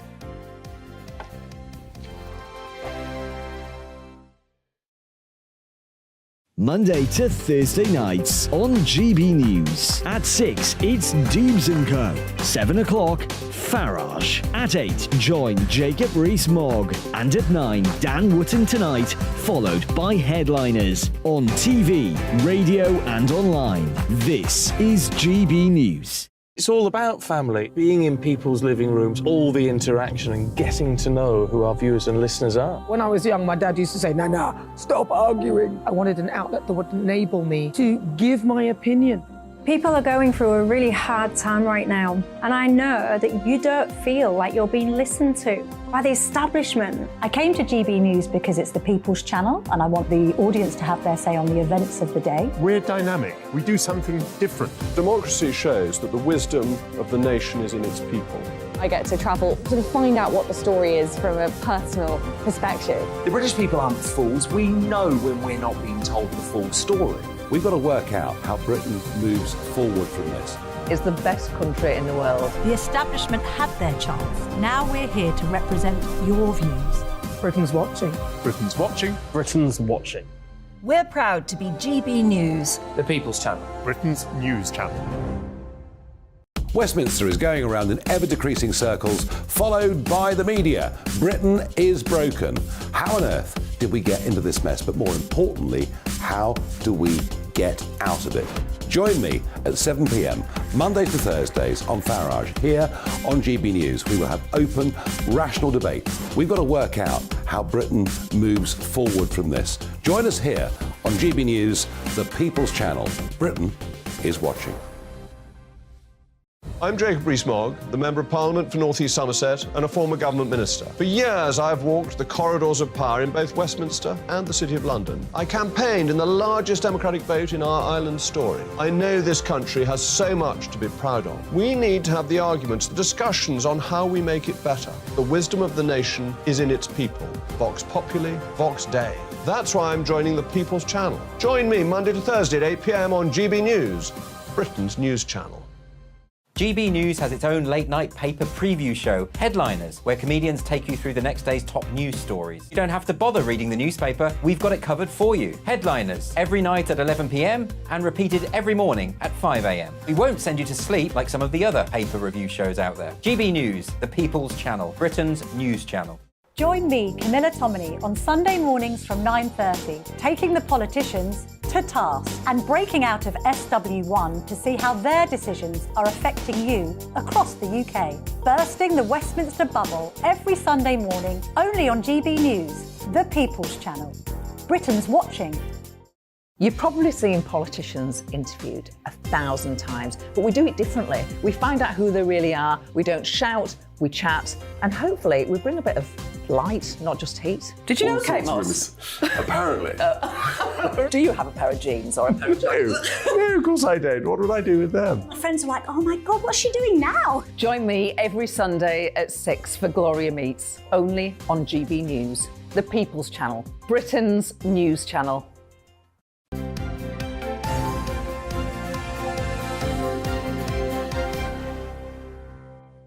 7:43, good morning to you. This is Breakfast with Stephen and Ellie. And let's take a look at today's front pages for you. And the NHS pay deal signals the end to a wave of public sector strikes as unions accept the government's 5% offer. That's according to the Eye. The Express talks about that deal, saying it's a victory for common sense and patience. Carry on, nurse. That's the front of the Sun as the NHS staff halt their strike action for the hopeful foreseeable future. The Times praising what they call a new fair pay rise for NHS staff after those conclusions to the negotiations yesterday. The Mirror also covering the NHS breakthrough, but adds that now is the time to help other key workers come to an agreement over their own strike action. For the Telegraph, Labour's plans to axe the recent abolition of the lifetime contributions cap if they come to power. The Telegraph piece says that could leave pensions raided and could throw the financial industry into turmoil. The Guardian is talking about the Met Police's culture of sexism and racism as the latest report highlights the lack of change within the force. And it's beyond a parody, according to the Mail, as Oxfam released a 92-page inclusivity guide calling English the language of a colonial nation, and suggests that people avoid words like headquarters and mother. Well, it's time to go through the papers now, and joining us this morning is the legend, the broadcaster, Liz Kershaw. Good morning to you, Liz. I'm licking my lips. I've just been given a bacon sandwich. Have you? Oh, you're being looked after out there. Very nice. Well, I'm on my own, so, you know. Yeah, you're doing a great job. Right, St Patrick's Day, so you've got an Irish story for us, but it's not a particularly happy one. No, I do like to look around the world and see what's going on, because it puts whatever's happening in the UK into some kind of context. It's easy for us to beat ourselves up and like, oh, it's all rubbish here and the rest of the world's some big utopia. So we don't live in vacuums, we all interact. So it's St Patrick's Day, but this is a piece about Irish housing and the impact that immigration has had on that. And, of course, you and I, Ellie, with our Irish heritage, would not be sitting here if our ancestors had not migrated in search of a better life. They weren't coming from a war zone at the time that they did, but they were economic migrants. My great-grandma came over because she was starving and the family couldn't do anything but send her over here with bare feet, not even shoes, and then she worked her socks off and dragged us all up with her. So I am a product of migration, as you are. So many people had to leave Ireland over the decades, last 400 years, and they're now, you know, there are more Irish outside Ireland around the world. But a few years ago, it was brought to my notice by Irish friends that Leo Varadkar had stated that his new policy, you know, economic policy to grow the Irish economy was mass immigration. It was a stated policy. Open the doors, we'll get workers in. And that's what it was. But it's now causing a lot of resentment because there are not enough houses. And a separate article in the Financial Times today explains that people in Ireland, particularly of the Anglophone nations, the English-speaking nations, don't like flats. They like their own bungalow and they like their garden and their privacy. Anyway, there's a massive housing shortage in Ireland. A nation of 5.1 million people struggling with record homelessness. And they have taken in 58,000 Ukrainians as part of the programme to help Ukraine. But the numbers arriving from elsewhere, Algeria, Nigeria, Georgia, Somalia and Zimbabwe, leapt 235% on the same period last year. People are living in tents in Ireland. They're living in sports halls. The hotels have been commandeered by the government, but hoteliers are saying, that was great for the winter when we weren't getting any business, but we want our hotels back for tourists now because that's our bread and butter. So a real problem. And, of course, people have been protesting. I know and I've got Irish friends who are so upset and angry about this. And yet I really find it unacceptable that ordinary Irish people, I'm assuming, who were going out on the streets and saying, enough, we can't cope, are branded, of course, as what? Far right. Yeah, I just find it disgusting. People have got a right to have a voice and a right to say if they think that something is wrong without being branded far right. Well, talking about having a voice... The Times has got an interesting one because the farmers in Holland, in the Netherlands, have set up their own political party, the Farmers' Citizens Movement. Yeah. They've got 20% of the vote. Yeah, so they've grabbed... so the Dutch farmers who were sick of being told that they'd got to reduce... Think how important farming is in Holland, even more so than here. The amount of land given over to it, it's so intense there. A tiny country, really. But they were told they had to reduce livestock numbers because of, basically, farting cows, methane, and farms were being bought out and the land use changed by the Dutch government. So they're running the prime industry, market gardening, flowers, cows, grazing, into the ground. And the farmers set up their own party, the Boerburger Beweging Party, excuse my Dutch, the Farmers' Citizens Movement. And it's won 20% of the vote in the latest election. It's gained 15 seats in the upper house of Parliament. And Mark Rutte, the longest-serving Dutch Prime Minister ever, is projected to lose 8 seats. Right. So he'll be down to 24 and they've got 15. Not much of a margin, is it, for a ruling party? I'll tell you what, though, voice of the people and all that, I mean, I think it's really interesting. But hang on. Go on, they're now quickly. being branded as far-right. Oh. The Dutch farmers, far-right, Well, there you go. Liz, we're out of time, but we will see you in the next hour. And you're going to be... I think you've got David Mellor with you, haven't you? Yeah. You'll have a friend. Superman's arrived on the scene. Loaded. Yeah. Lovely stuff. Thanks, you, Liz. Now, towns and cities across Northern Ireland and, of course, many other parts of the world are hosting parades and other festivities today to mark St Patrick's Day. Yes, some of the biggest celebrations will be held in Downpatrick in County Down, where the patron saint is believed to be buried. OK, let's check in with our Northern Ireland reporter, Dougie Beattie, who's there for us this morning. Happy St Patrick's Day, Dougie. Indeed, happy St Patrick's to you all. What a great day this is in Northern Ireland's calendar, well, in Ireland's calendar, in fact, right across the world. It all started off last night, St Patrick's Eve. The Irish do love a party, and in fact, that was a small concert in Belfast in Customs House Square. A great night. Unfortunately, the rain was very, well, it came into play a little bit, and it was a family event to spark it all off. And, of course, that starts 3 days, but it could be 4, depending on how the rugby goes when Ireland takes on England in Dublin on St Patrick's Day weekend. What a great celebration that'll be. But this is Down Cathedral where I am now, and it's believed to be the burial place of St Patrick. In round about an hour's time, there will be a small religious ceremony just outside Saul.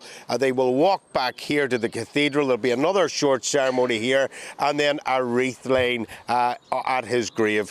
Then at 12:30, midday, all around Ireland and indeed the world, the parades will start. A very big carnival atmosphere. In fact, most of the Irish politicians, north and south of the border, are in America at this moment in time, joining in with that traditional St Patrick's Day celebration. Never mind green beer, they actually turn the rivers green, although I've had a few pints of green beer in my day, and yeah, I think you'd be just better sticking with the pints of Guinness or the whiskey, because the green beer can play havoc with you.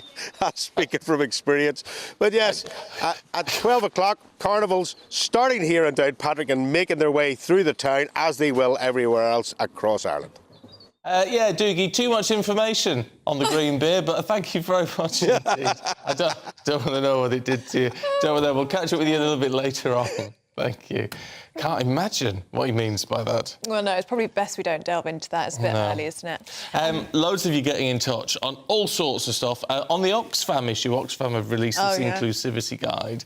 Jan, I mean, and it's the sort of thing you could get really irate about. Jan isn't irate, but she makes a really good point. She says trying to be inclusive is having the opposite effect. When you give someone the right to do something, you take somebody else's right away. This whole nonsense is going to go full circle and come back to bite us on the backside. I think that's a fair point. Yeah. Alison says, if I made charitable donations to Oxfam, I would stop. How much money generously donated has been wasted on this ridiculous report? We're losing the plot here in the UK. And Bob says, this discussion on language is quite pointless. Unknown people will not dictate my use of language. I will always speak as I always have, with respect for others, but also to the point. We're talking to Annalise Dodds, chair of the Labour Party, before. David says, I wonder if Labour issue words to use for the week. Sticking plasters and 13 years are this week's 2 words. Labour's all criticism but no good original ideas. Look, when it comes to the politics, though, all the parties do that. You get the key words, don't you, that you just cannot get away from for a week. But yeah, I think sticking plaster may be the Labour word of word du jour, or whatever. But you always get it they're given a script, aren't they? They do. It's their buzzword Key today. messages. Yeah. Anyway, keep your thoughts coming through. GB Views on GB News at gbnews@gbnews.uk. So tongue Brain twister. fog. Let's have the weather. Hello there, I'm Greg Dewhurst. Welcome to your latest broadcast from the Met Office. Day of sunshine and showers for many today, perhaps some longer spells of rain later, but a mild one for everyone. Looking at the bigger picture, low pressure still dominates the weather pattern. Winds generally coming in from the southwest, meaning a mild picture. And into the weekend, it stays unsettled, though perhaps this brief ridge of high pressure moving in on Sunday to give a drier interlude. For this morning, quite a lot of cloud across the UK. There are some sunny spells already, but plenty of showers around too. Damp start in the southeast, but this rain should slowly clear away. Into the afternoon, we'll see a mixture of sunny spells and showers for many. Some of the showers could be heavy at times, the odd rumble of thunder, but in between, plenty of sunny spells and a warm feeling day in that sunshine, highs reaching 15 or 16 degrees, so above average for the time of year. Into the evening time, we'll see further showery outbreaks of rain pushing north and eastwards across the country, perhaps 1 or 2 heavier bursts too. But overnight, it generally stays on the cloudy side. Further spells of rain in places, but plenty of dry weather too. Could be a few mist and fog patches where it stays clear, but overall, with a lot of cloud around, it won't be a cold night. Temperatures generally mid to high single figures to take us into Saturday morning. But that means quite a grey start to the day to start the weekend. Some showery outbreaks of rain in places. But as we slowly go through the morning, the clouds should lift and break. We should see some sunny spells developing, but this could trigger a few heavy showers, particularly across central southern England. The odd rumble of thunder is possible. We'll also see a spell of rain moving into northern western parts of Scotland and Northern Ireland. Temperatures here turning cooler by the end of the day, but elsewhere still reaching the mid-teens. A cooler feeling day on Sunday, but generally it should be drier ahead of rain moving in from the west, staying unsettled into the beginning of next week, and temperatures overall around, if not above average. See you again soon.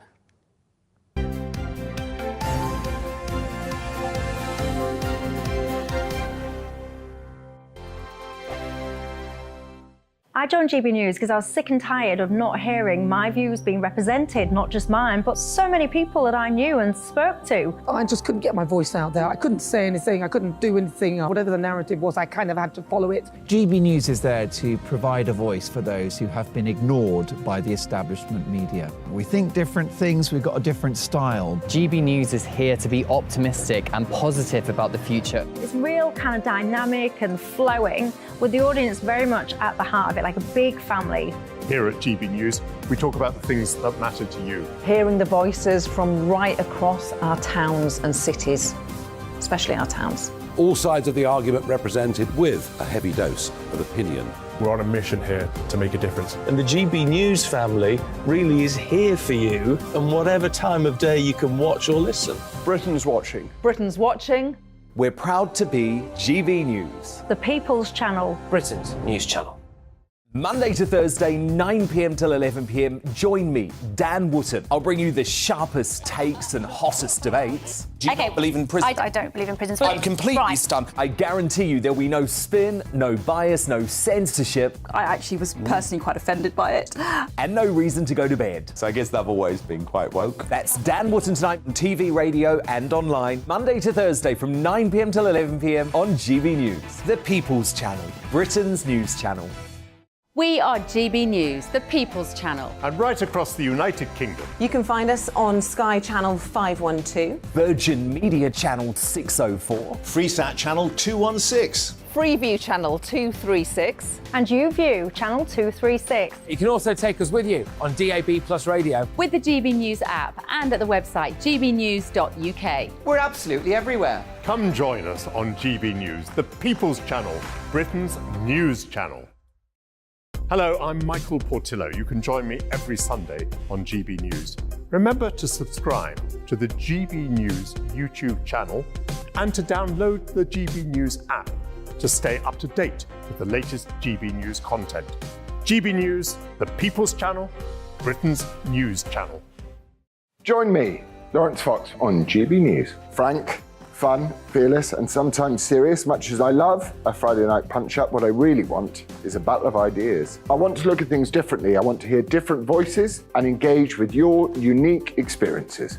Every Friday at 7 p.m. on GB News. Hello, I'm Esther McVeigh. And I'm Philip Davis. Whether you're watching or listening on TV, online or on radio, we handpick the latest stories, debates and expert opinions for your weekend. So whether that's politics, news or showbiz, we've got it covered. Join us every Saturday morning at 10 o'clock on GB News. I'm Mark White. As GB News Home and Security Editor, I cover those key issues that are so important to you. Our authorities, our communities doing all they can to combat violent crime. With the public services under unbearable strain, why are we still failing to control our borders? Defence, the first priority of any government, has been continually hollowed out. Can we trust our politicians to protect the armed forces? Join me, Mark White, on GB News.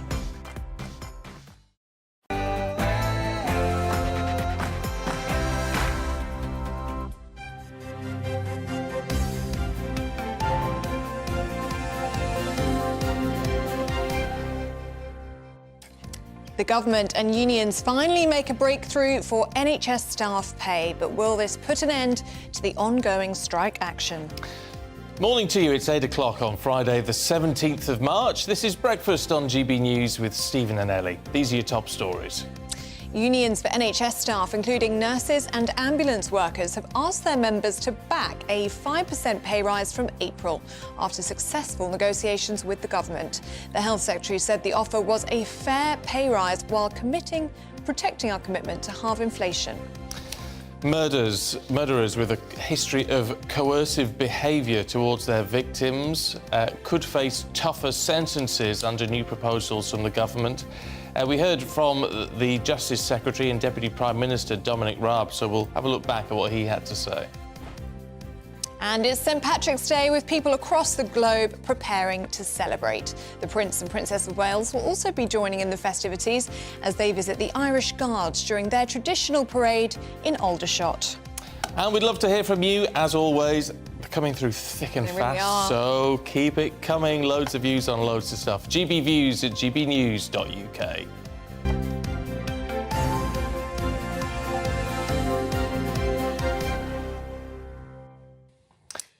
So, ministers have finally reached an agreement with health unions on a pay rise for NHS staff that could see the industrial action end imminently. Yes, the Health Secretary has said the deal means a newly qualified nurse will now be paid £1,800 more this year, as well as an extra £1,300 next year. Now, the offer, of course, isn't sorted out yet. It has to be put to union members for their approval, with future industrial action paused for now as that voting takes place.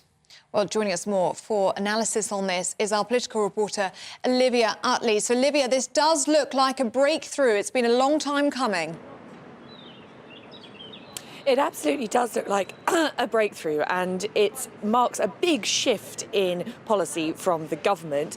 Up until just a couple of weeks ago, the government was saying that 3.5% pay rise was the absolute best they could do for 2023 onwards, and that it would be absolutely impossible for them to reopen pay negotiations for the year that we've just had, 22-23. Now that position has shifted so much that they're offering a 5% pay rise for all hospital workers, NHS staff, ambulance workers, nurses, etc. for the next year, and they're offering a backdated payment of 6% as a one-off lump sum for the 2022-23 year. Now, I spoke to Sarah Gorton of Unison Union yesterday. She seemed very happy with the deal. She thinks that it's the beginning of a new era of better relationships with the government, better negotiations with this government. But there are a few little caveats. Firstly, of course, this doesn't apply to junior doctors. This counts for nurses, ambulance workers, some other hospital staff. But junior doctors are still asking for a 35%, yes, you heard that right,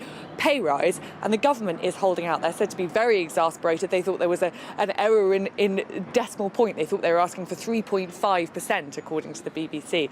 So that 35% pay rise, that seems like it's quite a long way off.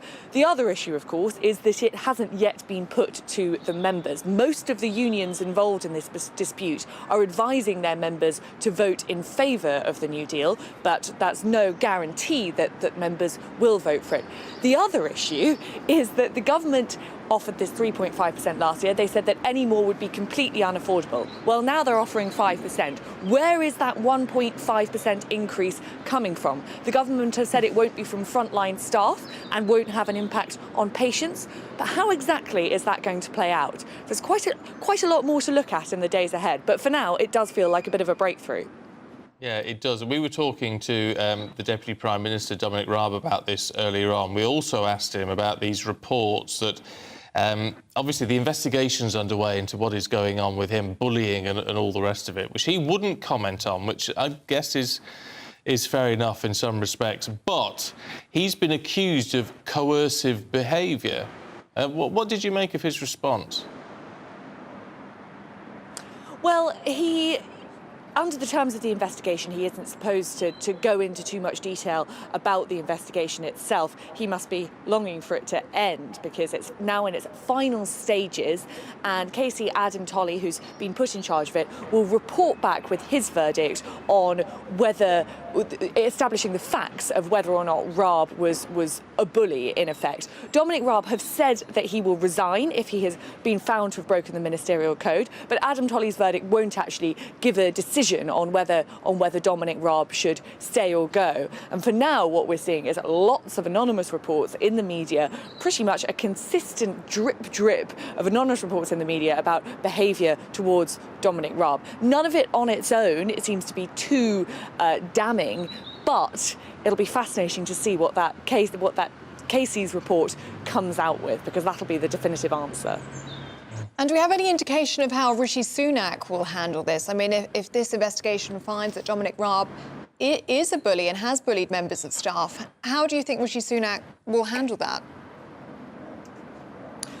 Well, it's a very tricky one for Rishi Sunak because he would like to hold on to Dominic Raab for the sake of the politics of his cabinet. Dominic Raab is a close personal ally of his, and Rishi Sunak, although he has sort of stabilised his poll ratings and stabilised his reputation among backbench Conservative MPs, isn't in the strongest position in terms of how his own backbenchers view him. So to have a close personal ally like Raab is very useful for him indeed. On the other hand, of course, when a cabinet minister becomes the story, as they say, it can be more of a hindrance than a help. Dominic Raab himself has said that he will resign if this report into him suggests that he was a bully and that he has broken the ministerial code. So it seems likely that the decision will be taken out of Rishi Sunak's hand, which is probably the way he'd like it. Yeah, OK. Olivia, for now, thanks very much indeed. Well, let's talk a bit more about that NHS pay deal. Joining us now is Dr Anita Raja. Dr Raja, good to see you this morning. 6% for this year as a one-off, so not affecting their overall salary in that sense, and 5% moving forward. Is this a good deal for most of those workers, do you think? Certainly not. I mean, it is a deal, and of course we're going to welcome it because it is some form of negotiation. But when we look at real-term pay cuts that the nurses and doctors have suffered over the years, especially since 2005, I don't think it's a great deal. But having said that, you've already mentioned in your show that the government said that there's absolutely no chance for a pay rise. So something is better than nothing. And the nurses union will now decide whether or not they're going to go ahead with this. But yes, of course, we're going to welcome it. But we have to look at the flip side of this as well. So the government has taken 3 months to come onto the negotiation table. It reminds me of the COVID-19 pandemic when the world was worried about COVID back in December, but our Prime Minister woke up 3 months later, putting NHS staff at risk and the public at risk. So now after 3 months, we're seeing some sort of breakthrough. So I'm pleased about that. But of course, there's a flip side. If you look at the amount of nursing students who have opted for nursing, we have seen a decline in the past year of up to 9%. The profession itself does not seem very appealing, does it? With 47,000 vacancies out there and a working environment which breaks you. I really want to pick you up on that point, because that is the next question, isn't it? This will be taken to members now. The unions are going to take it to members. Do you think the members will accept this? You said just then something is better than nothing. And for many people, 5%, they might say, is fine. But it's not just about pay, is it? It is about conditions, as you were just touching upon then. And when I've been on picket lines speaking to people who are there, they're talking about being overworked, feeling stressed, not having enough staff on the wards. And this 5% deal, 6% this year, it doesn't tackle those issues, does it? You've hit the nail on the head there, completely. Now, if you look at the working environment within the NHS, I am telling you, it is an environment that breaks the healthcare service and the frontline workers. One nurse is doing the work of 5. If we look at the amounts of deaths within the NHS, 500 patients are dying due to delay in treatment. Why is this delay happening? It's because we don't have enough ambulance staff. It's because we don't have enough A&E staff. It's because we don't have enough nurses. We don't have enough doctors. If the government would kindly wake up and realize that we are suffering from a brain drain. People are training in the UK and leaving because they simply can't take it anymore. Then I think we might be able to resolve the issue. So I'd say, yes, it's great that the government has finally realized and woken up from the slumber after 3 months of wasting public time. What about all of those surgeries that have been delayed? What about all of those appointments that had to be cancelled? Why did they not do this sooner? In terms of getting people on the books, as it were, I'm just looking for the email now, I can't find it, but someone emailed in this morning and said that why don't they get rid of the need for nurses to get a degree? Is it necessary, and that they can specialise, later on and train more later in life? Who's it from? It's from Mike. Oh no, it's not. No, it's not quite that one. But anyway, it's. Isn't that a sensible way forward? Do nurses really need to have a degree before they can get into the profession? Do you think? So now we're saying that the public of England needs to be looked after by people who are not trained. So what are we saying? We're saying that underqualified people, so we are replacing GPs with GP assistants, we're replacing doctors with doctor assistants, we're replacing nurses with nurses assistant. What have the public done wrong to not get high-class quality care in a first world country? Is this the sort of compromise that we want? I mean, a nurse needs a degree to become a nurse. But Dr. Raja, I mean, the requirement for nurses to have a degree is comparatively new. It's not been around that long. I can certainly remember well within my lifetime it wasn't necessary. So why can't we go back to, I mean, some people would say, the good old days? No, we certainly can't go back to the good old days. In the good old days, a GP could become a GP without passing any exams and not taking the RCGP exams. A specialist would come from abroad, for instance, from India, Pakistan, Nepal, any other country, and start working here as a specialist without taking any exams. Over time, we've realized that people do need to take exams to provide high quality care. We need to standardize this care, and that's not possible without exams, without a proper degree. So if we now are talking about substandard care, then I certainly am against it. OK. Dr. Raja, good to see you this morning. Thanks very much indeed. Your thoughts on that would be it's very, very would be interesting. Nice. Mike, who's the one you were just pointing out to me, talking about the degrees, saying, yes, nurses must pay for them. I was talking to a young nurse recently. She had £70,000 in debt because of her degree loan. Nurses shouldn't have to take on such a debt to train. I don't know if degrees are... I mean, look, she's the expert. Dr. Raja's an expert. I'm not. I don't quite understand the argument for a degree, though I've got to be honest. Why can't you have other training, intense training? rather than it being a degree. I don't know. I don't necessarily think if you got rid of that, it would mean we would have underqualified staff. But, as I say, I'm not an expert. Yeah. She's a medical professional. Well, they know what they need. I mean, I don't know the way it was before, but at least I lived with a lot of nurses, student nurses at university, and it was quite relieving to see the amount of training that they go through and the amount that they have to do practically before they're allowed out into the real world, if you like.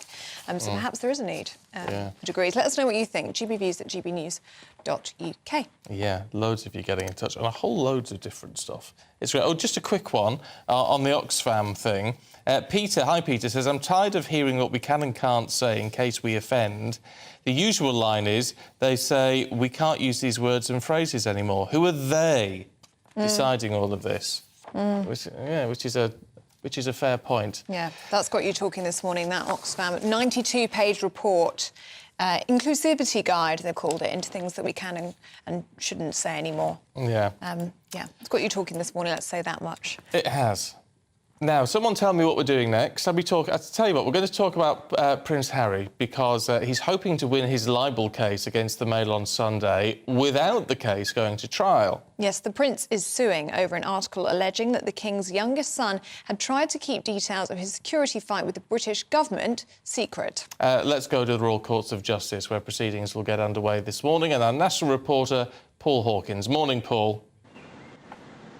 Yeah, morning, Stephen. Let me just read you the headline from the Daily Mail and from its website. Printed in February last year, it says, how Prince Harry tried to keep his legal fight with the government over police bodyguards a secret. And then it goes on to say, then just minutes after the story broke, his PR machine tried to put a positive spin on the dispute. Now, that is the article in question. It's basically about the security arrangements that the Home Office withdrew from Prince Harry and his legal battle to get that decision reviewed. Now, his legal team started a case of defamation against Associated Newspapers, who own the Daily Mail. It's happening in a series of stages, and then possibly it may go to trial. Now, the first part of that battle was won, or at least a judge ruled that that some of the article was indeed defamatory last year. And he also said that it gave readers the impression that Prince Harry was intentionally trying to mislead and confuse. However, he rejected the claim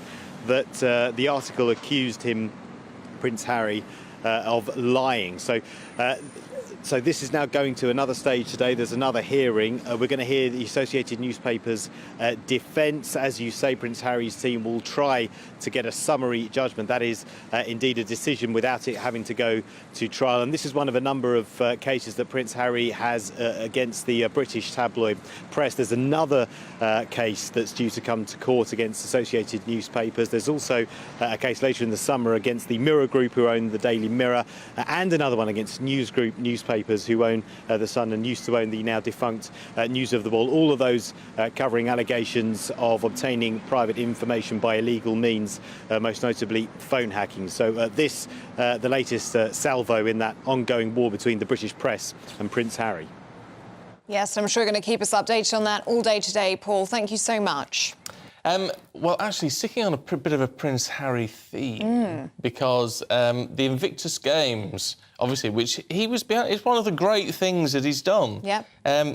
Which is what makes it all the more sad, all this hoo-ha, isn't it? Because he has done some fantastic things, and the Invictus Games is a wonderful thing. The Royal British Legion is today revealing the members of Team UK for this year's event. Yes, participants will include wounded, injured and sick veterans. In total, 59 members are set to represent Britain at the Games in Dusseldorf this September. Well, our London reporter Lisa Hartle joins us now. Good morning to you, Lisa. What's coming up today?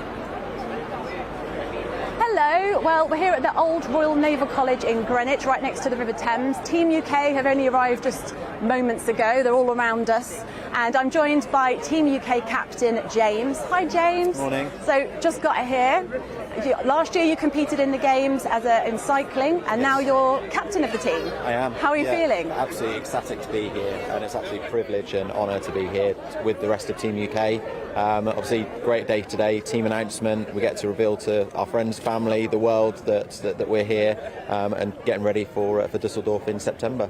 Have you had to keep it all under wraps caps then till now? Yeah, it's been embargoed up till now, so it's kind of the first outlet that we can kind of tell all of our friends and family, get it all over social media, promote it, and show people what we're kind of working for the next 6 months. So just tell us what these games mean to you all. So everyone, in order to get to this point, everyone has been through such a significant recovery journey, individual recovery journey. Just stepping forward and applying for the games for a lot of people is that kind of a step on another level.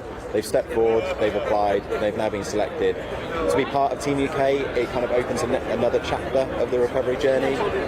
For a lot of people here, it's kind of something they've always may have aspired to. Some people, it's going outside of their comfort zone to be part of a team again. Some of them have been isolated.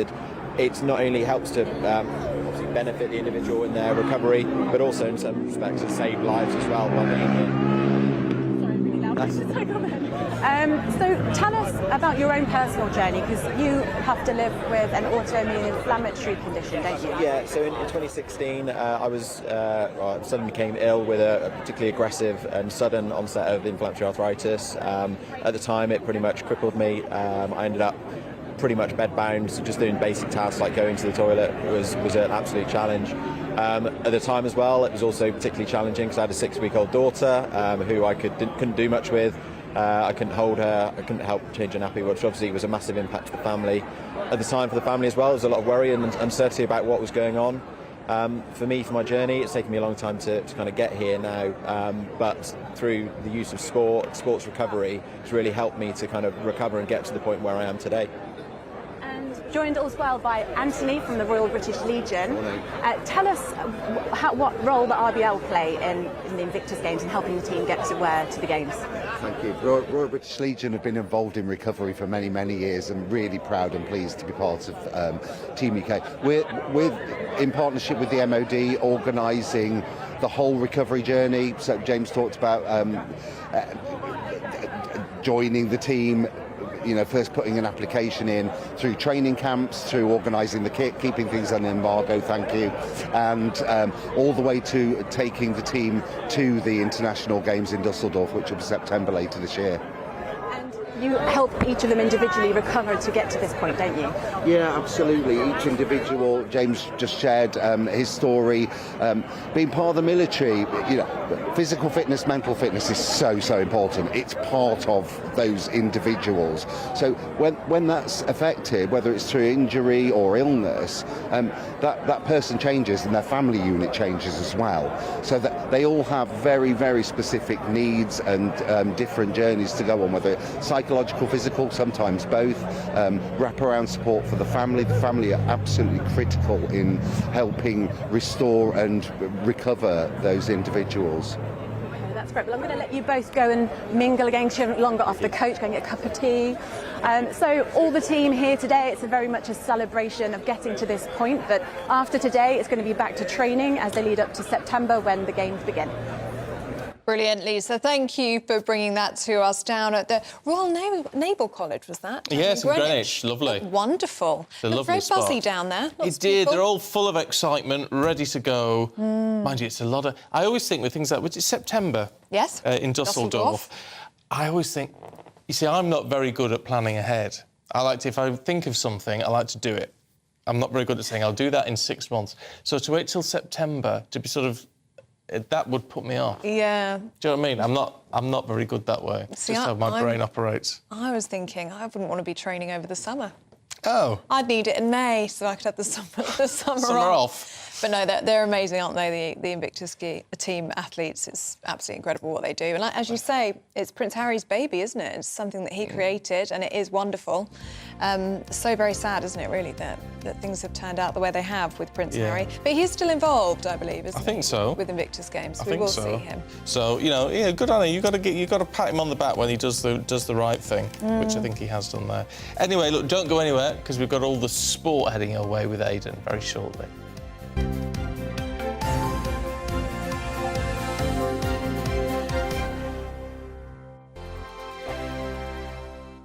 First and foremost, I am a GB News fan, and I was before I was working here. Just love the fact that we're asking the questions that a lot of establishment media won't ask. With a bit of a twist, we not only want to inform you, but we want to keep you entertained. It's worth the drive because you get in and the team's all ready and waiting, they're itching to go, and it's a proper little family. GB News is the People's Channel. It's the audience that makes the programme sing. We're giving our viewers and our listeners a voice. I see the thousands of your letters, tweets, emails, you name it, coming in. Britain is broken. How on earth did we get into this mess? But more importantly, how do we get out of it? The establishment had their chance. Now we're here to represent you. It's time for something different. It's time for GB News. I'm very patriotic. I believe in Britain. Our best days lie ahead. Britain's watching. Britain's watching. Join us here on GB News. The People's Channel. Britain's news channel. I'm Andrew Doyle. Join me at 7 o'clock every Sunday night for Free Speech Nation, the show where I tackle the week's biggest stories in politics and current affairs with the help of my two comedian panellists and a variety of special guests. Free Speech Nation, Sunday nights from 7 on GB News, the People's Channel, Britain's news channel. Here on GB News Live, we'll be keeping you in the picture, finding out what's happening across the country and finding out why it matters to you. We'll have the facts fast with our team of reporters and specialist correspondents. Wherever it's happening, we'll be there from 12 noon on TV, radio and online. GB News, the People's Channel, Britain's news channel. I'm Michael Portillo. Join me on GB News on a Sunday morning for topical discussion, debate, arts and culture, and sometimes even ethical dilemmas. I don't always agree with you, Michael. Michael Portillo, Sundays on GB News, the People's Channel, Britain's news channel. Hello, I'm Michelle Dewberry, and you can join me every weekday 6 till 7 on Jubes and Kerr. You're an inspiration to us all. Clip that bit up. Well, you are. That's my ringtone. My political ambitions are, those days are gone, I can tell you. She's only teasing. Go on. He's probably going to want to lay down now. I'll give him 2 minutes to have one.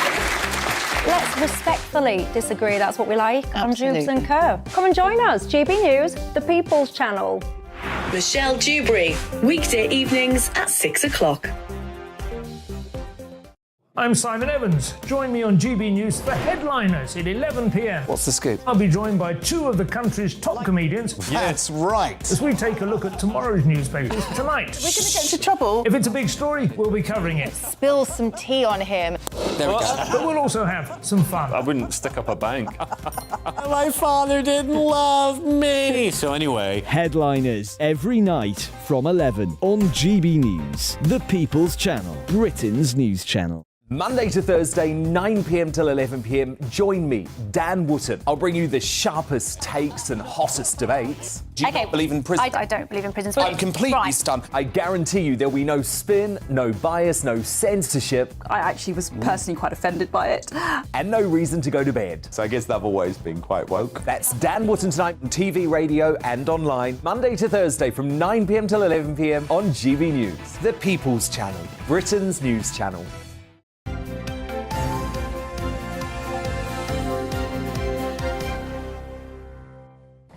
It's 9. No, it's not. It's 8:26. Wishing the time morning away. There you go. I'm ready for bed. You're watching and listening to Breakfast on GB News with Stephen and Ellie. Still lots more to come on the programme, including new research shows attractions that charge admission fees are struggling to grow visitor numbers quickly enough. More on this at 9:15.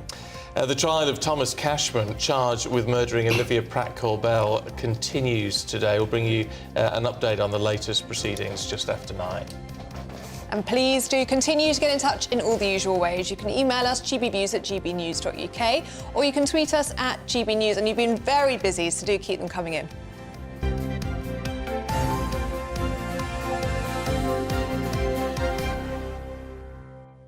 OK, let's get the latest sport for you with Aidan McGee, because you've got some breaking news, Aidan. Have indeed, yes. Quite rare that a Premier League club would dispense with their manager's services at 8:15 in the morning, but that appears to be exactly what Crystal Palace have done this morning. A very big name as well, Patrick Vieira, known for his experience as a multiple title winner with Arsenal. He's part of the Arsenal side to win the league back in 2004. He was a French international, World Cup winner as well. But look, as a manager, it's a completely different game. He's got a reasonably good record, but this season it's just not gone well, particularly since the World Cup. 12 matches now without a win. They registered no shots on target for 3 matches, which I think might have been a club record. It might have been a record for the Premier League. They lost at Brighton earlier in the week as well. It's always a big game for them, local derby, well, not local derby, but certainly a big rivalry. They lost that one 1-0. And looking at the fixtures, I mean, they go to Vieira's old club Arsenal on Sunday. That's a game they're probably not going to win, to be honest with you, because Arsenal won the last 5. They're fighting away at the top of the division. And I think that if I know how Premier League clubs operate from experience, they'll probably look to make an appointment after that Arsenal game, when the games, in theory, at least on paper, get a little bit easier. 2 names linked with it: the former Belgium captain and Manchester City, again, multiple Premier League winner, Vincent Kompany's now managing Burnley, but he's top of the league with Burnley. Is he going to go to Crystal Palace when he's on to a good thing there? Not so sure. Michael Carrick at Middlesbrough doing very well, top of the Championship. But unusually here, Stephen, they're 2 managers who are in jobs. So you're going to have to negotiate with the clubs who hold their services right now. You'd have to pay compensation. It's usual that even Premier League clubs at the top of the division, or anywhere in the division, would get a manager who's out of work, so you can make the appointment quickly. But I think that this is quite strategic. Arsenal Sunday, tough game. Maybe make the appointment later in the week, and they can maybe have a better chance of hitting the ground running. But yeah, sad to see a manager get sacked, but sadly inevitable. They're 12th in the league, but 3 points above the bottom 3, and it's ominous. You lose that, your place in the Premier League, you pay for it financially. Yeah, they're savage with the managers. They are. Exciting. England squad been revealed for next. Yeah, I mean, look, it's a bit perplexing, to be honest with you. I mean, they played France in, December.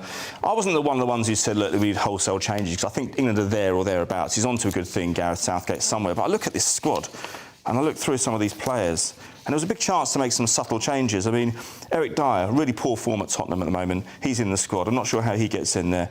Harry Maguire, not playing virtually all season. He's probably going to be sold in the summer. Why is he in the squad? I mean, again, he's not let Gareth Southgate down, so I suppose I can see the justification to a degree. Conor Gallagher, not playing at Chelsea, therefore no form. Not really had much experience with England. Not really sure why he's in there. Mason Mount, another one at Chelsea, another one who's not been playing. Calvin Phillips has played 56 minutes. He started 2 matches for Manchester City all season. I'm not really sure why he's in there. Ivan Toney. Goodness me, Ivan Toney's in sparkling form. We've spoken about Ivan Toney on this show many times. He's got 228 charges of betting up against him, and Gareth Southgate says yesterday, I can't think of a reason not to include him. Well, OK, they've got Italy next week. It's a really big game. They've got Ukraine a few days after that. But he could be banned at any time. That's hardly planning for the future. And I suppose you'll say, well, look, I want to utilise him while I've got him now. But it's not like you're short of options in other areas of the field. I just think it possibly sends the wrong message. Maybe it's a controversial view. Why don't you think he likes change, just Gareth Southgate? Well, because I suppose you could make it's a really good question, actually, because, I mean, I could make a case for Fikayo Tomori, who's at AC Milan, who's an England player, Lewis Dunk at Brighton playing very well, Solly March playing well. But this form against trust. Now, you've got players there. Bobby Robson was the same when we were kids, right? He would always back players, even if they're out of form, to come good. Gary Lineker had a long spell out of form, and he came good. Alan Shearer under Terry Venables had a bad spell under form, but he came good. The adage is, class is temporary. Sorry, class is temporary. Form is temporary, class is forever. And I think he probably wants to see these players. One, Solly March, for example, he's been great since the World Cup. But if you're playing for England, you need to prove yourself over maybe half a season at least, or maybe a season and a half. So that's why for all the problems with these players I'm talking about here, I mean, with the exception of 1 or 2, most of them, Harry Maguire being the prime example, have never let Gareth Southgate down. So he probably thinks, well, OK, just because Manchester United aren't playing him, do we allow Manchester United to run the England team, or do we run it ourselves? So he'll talk yourself out your own argument there, Roden. I haven't, though, really, because you see what I mean. He's like, if I'm Gareth Southgate and I've got a player playing for me, playing well, but he gets dropped for his club. And the problem for Southgate was that when he took over this job 6 years ago, he said, I'm going to pick players based on form. He probably regrets saying that. Because it's not as simple as that. Players go in and out of form all the time. They prove themselves to not be international players over the long haul. That's the unfortunate thing. But, you know, when you're England manager, you're always damned if you do, damned if you don't, aren't you? Yeah, well, that's true. Let's have a look at the Cheltenham Gold Cup. Well, no, we're going to come to that later on, because we've got a guest called Mark Francis who's going to be joining us later on. And I was going to get me money on Ahoy Senor. Ahoy Senor. What? Oh, yeah, 16 to 1. 16 to 1, yeah. It's been a great week, though. The Irish have dominated again. But we're going to get more from Mark on that later on. We're going to hear from him. Have you got any football tonight? Yeah, we have. We've got Nottingham Forest. Forest. Yeah, we've got Forest and Newcastle. Forest dependent on their home form to stay up. It's a peculiar one, this, because, I mean, he's injured anyway, this guy, Chris Wood, but when you loan a player, when Forest have loaned a player from Newcastle, he's not eligible to play against his parent club. That's what we call it these days. So it weakens Nottingham Forest. Newcastle they won last week against Wolves, but they really need to close that gap between themselves at Tottenham. Tottenham have been in listless form for most of this season, yet somehow they're still in the top four. So good chance for Newcastle to close the gap tonight. We should mention Arsenal as well. Last night, losing on penalty shootout to Sporting Lisbon. Yeah, it was a goal from halfway, and then got Sporting Lisbon back into it, and then the penalty shootout it made it 5-3. But I do think it's a blessing in disguise for Arsenal. They don't need that distraction. 11 games now to go. And if they don't win the Premier League title, it's all their fault. OK. All their fault. All their fault. No, that's fair enough. Well, Man City have got Champions League. They've got their charges hanging over them, so I think it's a big opportunity for Arsenal. They'll never get a better chance. All right, look, we'll see you a little bit later on, along with Mark Francis. Indeed. Thank you.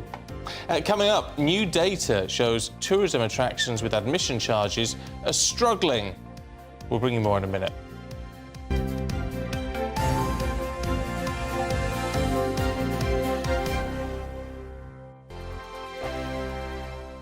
Monday to Thursday nights on GB News. At 6, it's Dubes & Co. 7 o'clock, Farage. At 8, join Jacob Rees-Mogg. And at 9, Dan Wootton Tonight, followed by Headliners. On TV, radio and online. This is GB News. It's all about family, being in people's living rooms, all the interaction and getting to know who our viewers and listeners are. When I was young, my dad used to say, no, stop arguing. I wanted an outlet that would enable me to give my opinion.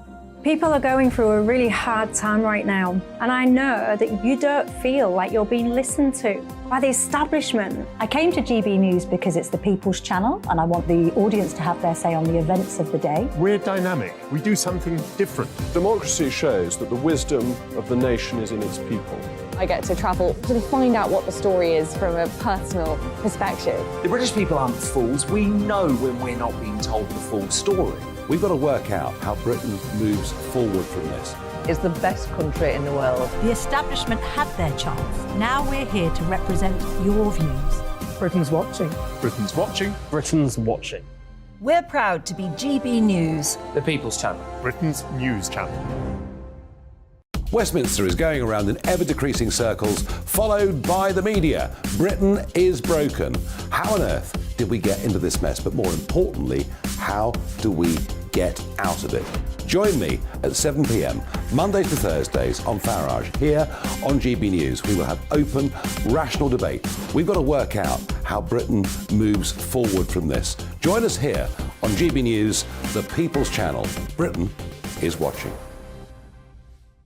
I'm Jacob Rees-Mogg, the Member of Parliament for North East Somerset and a former government minister. For years, I've walked the corridors of power in both Westminster and the City of London. I campaigned in the largest democratic vote in our island's story. I know this country has so much to be proud of. We need to have the arguments, the discussions on how we make it better. The wisdom of the nation is in its people.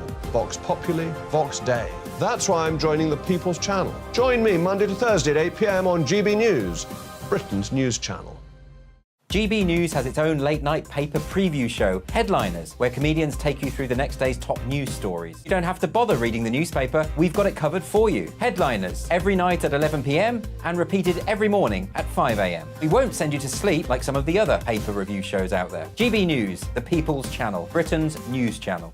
Join me, Camilla Tominey, on Sunday mornings from 9:30, taking the politicians to task and breaking out of SW1 to see how their decisions are affecting you across the UK. Bursting the Westminster bubble every Sunday morning, only on GB News, the People's Channel. Britain's watching. You've probably seen politicians interviewed 1,000 times, but we do it differently. We find out who they really are, we don't shout, we chat, and hopefully we bring a bit of light, not just heat. Did you know Kate Moss? Apparently.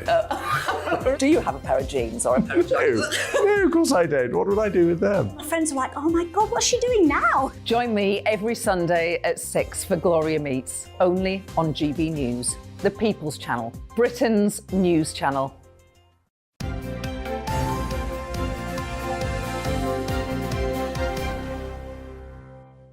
8:37, morning to you, watching and listening to Breakfast with Stephen and Ellie. And let's take a look at today's front pages for you now. And the NHS pay deal signals the end to a wave of public sector strikes as unions accept the government's 5% offer. That's according to the Eye.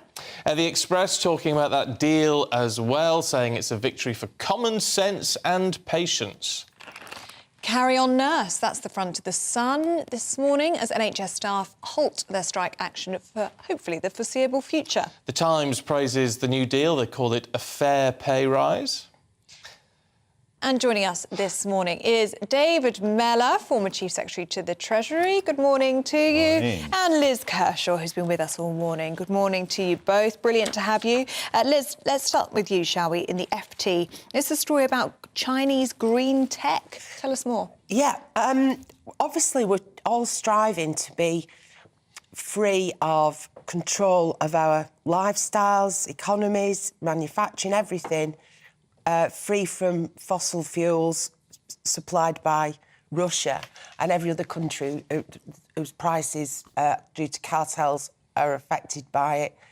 And the solution is solar panels, wind turbines. So, a while ago, somebody told me that the very core of a wind turbine is only available from China. There's a component. If you don't get those from China, you can't have a wind turbine. Why can't we build them somewhere else? Well, that's what I thought. Anyway, also, solar panels, I knew that a lot of those were made in China and lugged around the world on these huge container ships, so that's energy efficient, isn't it? Anyway, the EU have now said, Brussels has now said that they've got to curb these imports from China and the West has got to be more self-sufficient. So any company, or any country, with more than a 65% market share will be excluded, basically, from supply. And they want to de-risk their exposure to China. It's an excellent idea. It's like microchips. You know, I can't order the car that I want because they can't get the chips for those. So they're putting them in superior models, which are out of my price range. So, you know, huge Range Rovers.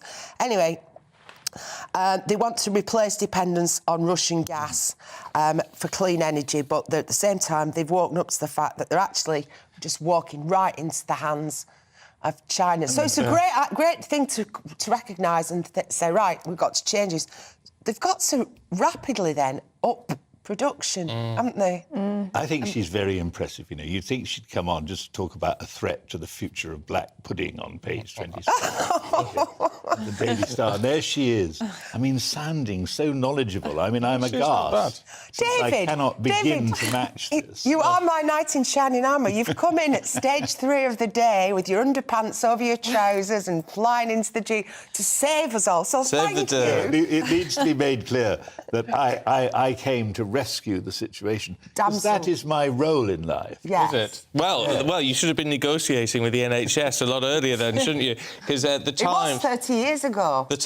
Well, indeed, the Times, looking at the deal reached yesterday, unions backing this fair pay rise, according to the Times. Someone's found a magic money tree somewhere. Yeah, it's quite depressing in a way, although I do think the government were... look, when I was at the bar, my head of chambers was the counsel to the Medical Defence Union, and a stream of negligent doctors came through our chambers and used to win all the cases. He says, it's not because I'm a brilliant advocate, it's because the public do not want to lose confidence in doctors. And I think taking on people in the NHS, it's only going to get you so far. And so what they've got is a perfectly reasonable settlement. We do need to bear in mind, though, and that's why I picked the Times union-back fair, as they call it, raise for 1 million NHS staff. The worry, though, it was always the worry in my day, and is the worry now, is the junior doctors, who are very politicised. But at least it's not as exaggerated. When I was Minister of Health, the headlines in the papers were, junior doctor falls asleep over patient on operating table. And I called that a fisherman's tale, so that gave me a few more headlines in the tabloids. And I said, well, look, find me this guy, find me the patient, just tell me. And they couldn't. But I think when you read some of the interviews elsewhere in the papers, it's very politicised. So this ain't done and dusted yet. No, but does this break the back of it to an extent? Yes, it breaks the back of it. You see, because at the end of the day, they cannot fight on all fronts. But as you'll see elsewhere in the papers, there's now, for instance, the teachers trying to suggest, because the NHS workers have got a settlement, the teachers want to row in behind. I mean, I'm afraid I'm not convinced that the teachers have as good a case as the NHS workers, and that the teachers somewhat overstate their potency in all of this. Interesting. If you've got a view on that, love to hear from you this morning. Let's talk pensions, Liz, should we? But not on this side of the channel. No, well, as I said earlier, to put things into context here in Britain, if you think we've got trouble with industrial disputes and strikes, try going to France on the wrong day. There was, on the 7th of March particularly, there was medical people on strike, teachers, road haulage workers, oil refineries were barricaded, there was no petrol in the petrol stations, trains were on strike. And this is because, and luxury, because our pension age is now, 66, going up to 68 and maybe beyond. In France, it's been 60 for years, and it's now proposed by Emmanuel Macron, the president, that it's increased from 62 to 64, and the French are outraged and very organised. So millions of people have been taken to the streets. Last night, there were protests where they used tear gas and water cannons on the public in the Place de la Concorde. Oh, heck. My God, give me that again. The Place de la Concorde. I mean, music, isn't it? Champs-Élysées. It's poetry, the way she says it. Anyway, so they've had a vote. They've had a vote in Parliament, the Prime Minister and everything, and Macron is basically saying, if I don't get my vote through Parliament, I'll just use my presidential veto. I'll just override this and I'll bypass Parliament. And now commentators in France are saying, well, that would be the breakdown of democracy. And how do you go back from that? I don't know. But is this a necessary move?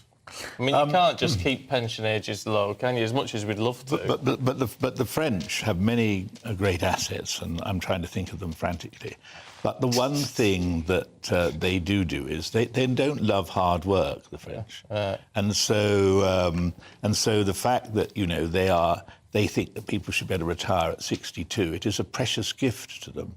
But Macron is saying that you can't go on running a successful country like that. And, I think I hate to say it, but I think he's probably right. Right. And we have to say that he did win his presidency for the second time on this ticket. Yes. He said, if I'm re-elected, I'm going to raise the pension age. People were so appalled at the idea of Marine Le Pen becoming the president that it was a kind of protest vote. They weren't voting for Macron, they were voting against her. But he did say, this is what I'm going to do. And if Marine Le Pen were British, would she speak with a Lancastrian accent, do you think?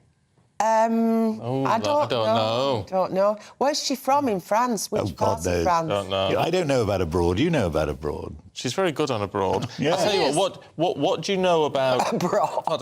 Abroad, yeah. In the Star, David, can we... I never thought I'd say this to a former member of Her Majesty's government. Are you an old fart?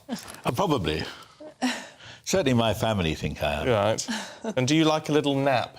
Well, actually, do you know what? I don't actually nap. In fact, do you not? You see, there you go. I don't nap. But this is interesting because the Daily Star you go to for the intellectual stimulation that we don't just get from listening to Liz. So old farts are being out-napped by exhausted youngsters, aged 18 to 24. You're probably an old fart, although you're a well-preserved old fart. Anyway, half of Generation Z have at least one nap a day, while 17% of under-24s are so tired they need to doze off twice. Oh. This, by the way, is a survey done by a bedding company. Oh, well, there you go. I have to admit, I do like a little nap. I do like a nap, but I am, as you say, ancient, just well preserved. But you're good at them as well. There's an art to napping. But does he fall asleep at the wheel? No, never at the wheel. No, never at the wheel. I've never slept in the office. You're very good at going home and getting into bed. Yes. So he knows when and where not to sleep. I see. I have to say, I can imagine you in one of them big leather chairs. You know, what do they call them? The big... Yes. Easy boy recliner.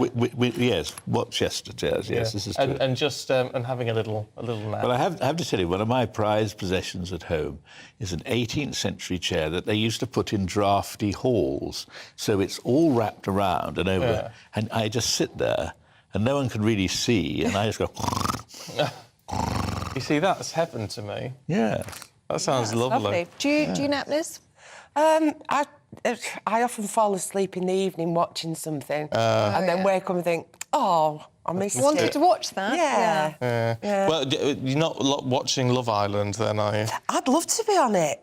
This middle-aged Love Island. This is Love Island, suggested and devised by Davina McCall, it has to be said. She split up from her long-term husband. Oh, I see. And fan of Love Island thought, wouldn't it be great to have a version with older people who've got real stories to tell? Oh, I think this is so much better. And so now they're recruiting. No, it's so much now, better. You've got to be single. Well, that would help. Yeah.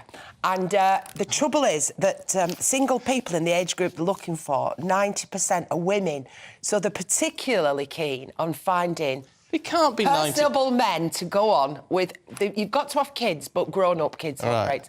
Personable men to go on, and it's not on an island. It's in a mansion. It's called the Romance Retreat, and it'll be on ITV later this year. And they're auditioning now. There are 18 million single adults, but they wouldn't have me. Why wouldn't they have not? you? Have you You'd be applied? great. Because they have an age limit, do they? Oh, David Miller. Sorry, did I say something I shouldn't? You're a brave man, David Miller. I am. It's been a characteristic of me for many years. Oh, Courage. Love it. In the face of adversity. You'd be a great get for them, Liz. You should hear some of my stories, which would come out, no doubt. You know. Oh, yeah. Well, I wasn't thinking about it. Yeah. Seriously, though, would you do it? I'd do it. Yeah, but you'd be great. There's always the set, oh, you can't come in here because you're a bit of a face. I'm not, A-list, but, like, oh, no, you're not just, like, a member of the... I would love to do it. It'd be such sport, wouldn't it? Snogging someone on camera and all that. I wouldn't do that. You don't need to do that. I thought that was what happened on that show. It might be on the Love Island one, but not when they're dealing with more mature people. Oh, right. You're a bad influence on an impressionable young man like me. Yes, that's well said, David, well said. On that point, we have to leave it there. No, surely not. Au revoir, David. Oh, Lord. I don't know what we've walked into, there's Ellie, a bit but I of think we need to flirting get going on out. here, so I really Love Island. Very much Quit while you're ahead. Yes. Now, to the cost of living crisis, because as the cost of living crisis goes on, we know things that are hit are tourist attractions. Now, if there's tourist attractions with entrance fees are struggling now, so we're told. Yes, visits to free tourist spots across the UK increased by almost 100% last year, with Windsor Great Park taking the top prize as the most popular attraction in 2022. Well, Bath, of course, is another tourist hotbed, or Bath, if you're posh. Bath. Our South West of England reporter, Jeff Moody, is there for us. I have to say, I think Bath's a beautiful city, Jeff. Yes, Bath really is, isn't it, Stephen? It's a very beautiful city. Yes, but it has scored very badly in this poll, mainly because this is one of the top attractions for Chinese visitors. And Chinese visitors, as we know, have stayed away since 2020. They're just starting to trickle back now as restrictions ease in China, but we're still seeing a considerable reduction in the number of Chinese visitors to the country. And that has resulted in a real suffering for places like the Roman baths here in Bath, or the Roman baths in Bath. Well, tourist attractions in general that have admission charges have, as you said, scored very badly in 2022. Total visits to major free attractions rose by 92%, so that scored very well, but it's the other ones that have really suffered. We've seen Windsor Great Park do very well because that's a free attraction, but this compares to just 46% increase from 37.9 million to 54 million for attractions with general admission charges. Stonehenge has also scored very badly, surprisingly, because that's one of the major attractions in the southwest. That's seen visitor numbers dwindle too. Now, these figures relate to 336 visitor attractions open in 21 and 22. Among those ones that are paid for attractions that have seen visitor numbers fall are the Royal Britannic Gardens in Kew, West London. No change there. The RHS Garden in Wisley, Surrey, that's up 6%, so a little bit up. London Zoo in northwest London up 51%, and Longleat in Wiltshire up 16%, and Blenheim Palace too. So we've seen the cost of living crisis really impact visitor numbers in a lot of these attractions. Some of them saying they're struggling to stay open for another year. So this is the start next week of Tourism Week. So the hope is that people will get out and about and try and support those attractions that are really suffering at the moment. OK, Jeff, for now, thanks very much indeed, joining us live from Bath. Thanks, Jeff. Or Bath, depending on where you're from. It does look very beautiful behind him, and it sounds great as well, all that water. It's a lovely place. I opened a school in Bath. Did you? What was the guest of honour? Well, it's about 10 years ago, yeah. Great. There you go. And it was... And so You're such a celeb. I'm not. He's doing school openings. But I then went back quite a lot to see the kids and everything. It was great. Really, it's a lovely place. Nice part of the world. Lovely place. I've got to tell you this about nurses, student nurses, right? And we're saying, should they have a degree? Should they not have a degree? How do you get more people involved? Paula, I don't know what's going on, Paula. She says, my daughter's a student nurse. She's not taking any exams and has learnt next to nothing in university. It's all learnt on the wards. But she's in tons of debt because she's always out and on holiday. Oh. And they get 5k every year at university as a bursary. Yeah. Well, she needs to go out less, doesn't she, Paula? Yeah. Keep your thoughts coming through. gbviews@gbnews.uk. Hello there, I'm Greg Dewhurst. Welcome to your latest broadcast from the Met Office. Day of sunshine and showers for many today, perhaps some longer spells of rain later, but a mild one for everyone. Looking at the bigger picture, low pressure still dominates the weather pattern. Winds generally coming in from the southwest, meaning a mild picture. And into the weekend, it stays unsettled, though perhaps this brief ridge of high pressure moving in on Sunday to give a drier interlude. For this morning, quite a lot of cloud across the UK. There are some sunny spells already, but plenty of showers around too. Damp start in the southeast, but this rain should slowly clear away. Into the afternoon, we'll see a mixture of sunny spells and showers for many. Some of the showers could be heavy at times, the odd rumble of thunder, but in between, plenty of sunny spells and a warm feeling day in that sunshine, highs reaching 15 or 16 degrees, so above average for the time of year. Into the evening time, we'll see further showery outbreaks of rain pushing north and eastwards across the country, perhaps one or two heavier bursts too. But overnight, it generally stays on the cloudy side. Further spells of rain in places, but plenty of dry weather too. Could be a few mist and fog patches where it stays clear, but overall, with a lot of cloud around, it won't be a cold night. Temperatures generally mid to high single figures to take us into Saturday morning. But that means quite a grey start to the day to start the weekend. Some showery outbreaks of rain in places. But as we slowly go through the morning, the clouds should lift and break. We should see some sunny spells developing, but this could trigger a few heavy showers, particularly across central southern England. The odd rumble of thunder is possible. We'll also see a spell of rain moving into northern western parts of Scotland and Northern Ireland. Temperatures here turning cooler by the end of the day, but elsewhere still reaching the mid-teens. A cooler feeling day on Sunday, but generally it should be drier ahead of rain moving in from the west, staying unsettled into the beginning of next week, and temperatures overall around, if not above average. See you again soon.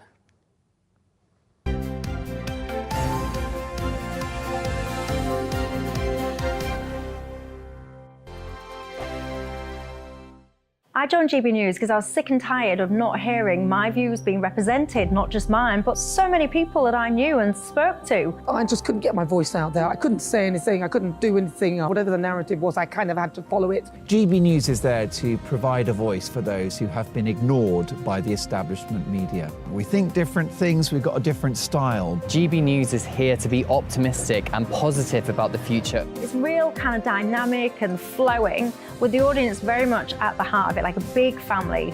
Here at GB News, we talk about the things that matter to you. Hearing the voices from right across our towns and cities, especially our towns. All sides of the argument represented with a heavy dose of opinion.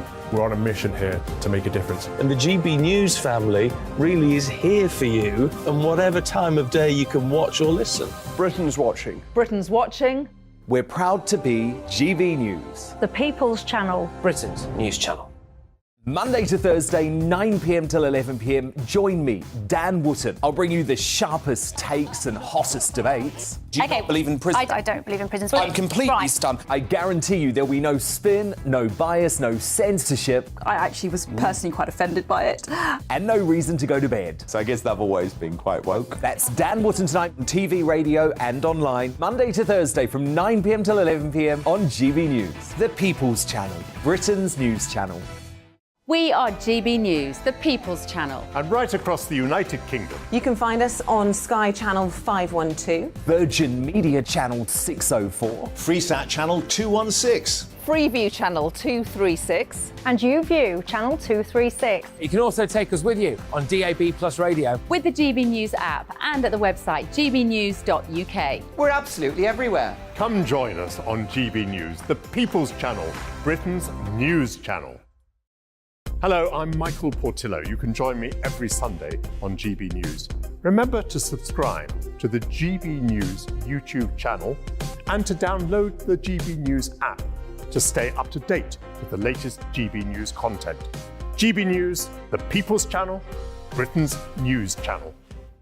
Join me, Lawrence Fox, on GB News. Frank, fun, fearless, and sometimes serious. Much as I love a Friday night punch-up, what I really want is a battle of ideas. I want to look at things differently. I want to hear different voices and engage with your unique experiences.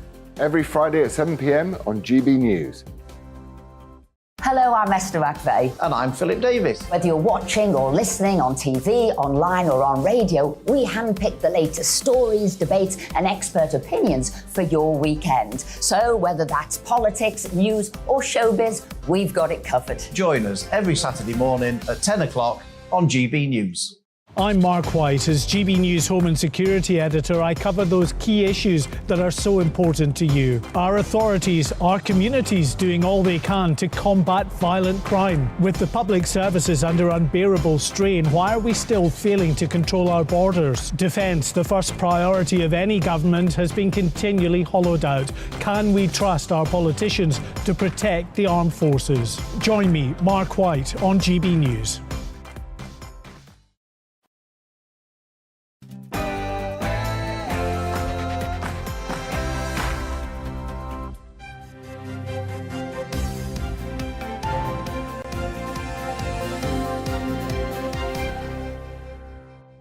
The government and unions finally make a breakthrough for NHS staff pay, but will this put an end to the strikes? Good morning, it's 9 o'clock on Friday the 17th of March. This is Breakfast on GB News with Stephen and Ellie. Here are your top stories this morning. Unions for NHS staff, including nurses and ambulance workers, have asked their members to back a 5% pay rise from April after successful negotiations with the government. The Health Secretary said it was a fair pay rise whilst protecting our commitment to halve inflation.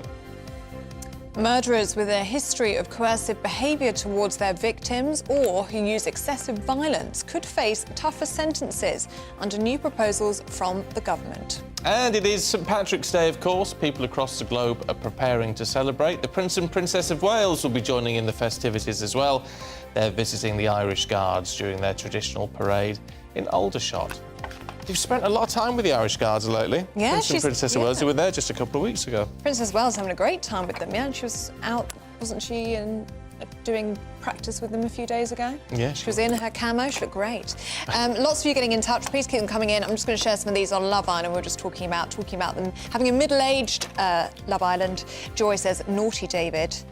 Michael says he'd go on too. He's 66. Andy says, I said years ago there should be a crinkly Love Island. Would be great viewing. Yeah, and Geraldine says, love the banter when David is on. He puts a smile on my face. Do keep them coming in. It's good to have a laugh, isn't it? Especially when there's lots going on. Yeah, Angela says, please update us if there's a fight outside after the pay-per-view. I think there probably was, to be fair. What I did think Liz David say probably lost. Yeah. Yeah. She said, what'd she say? I'm going to finish you. I'm going to finish you, or you're finished. I think she said something like that. There you go. Anyway, GBNews at gbnews.uk.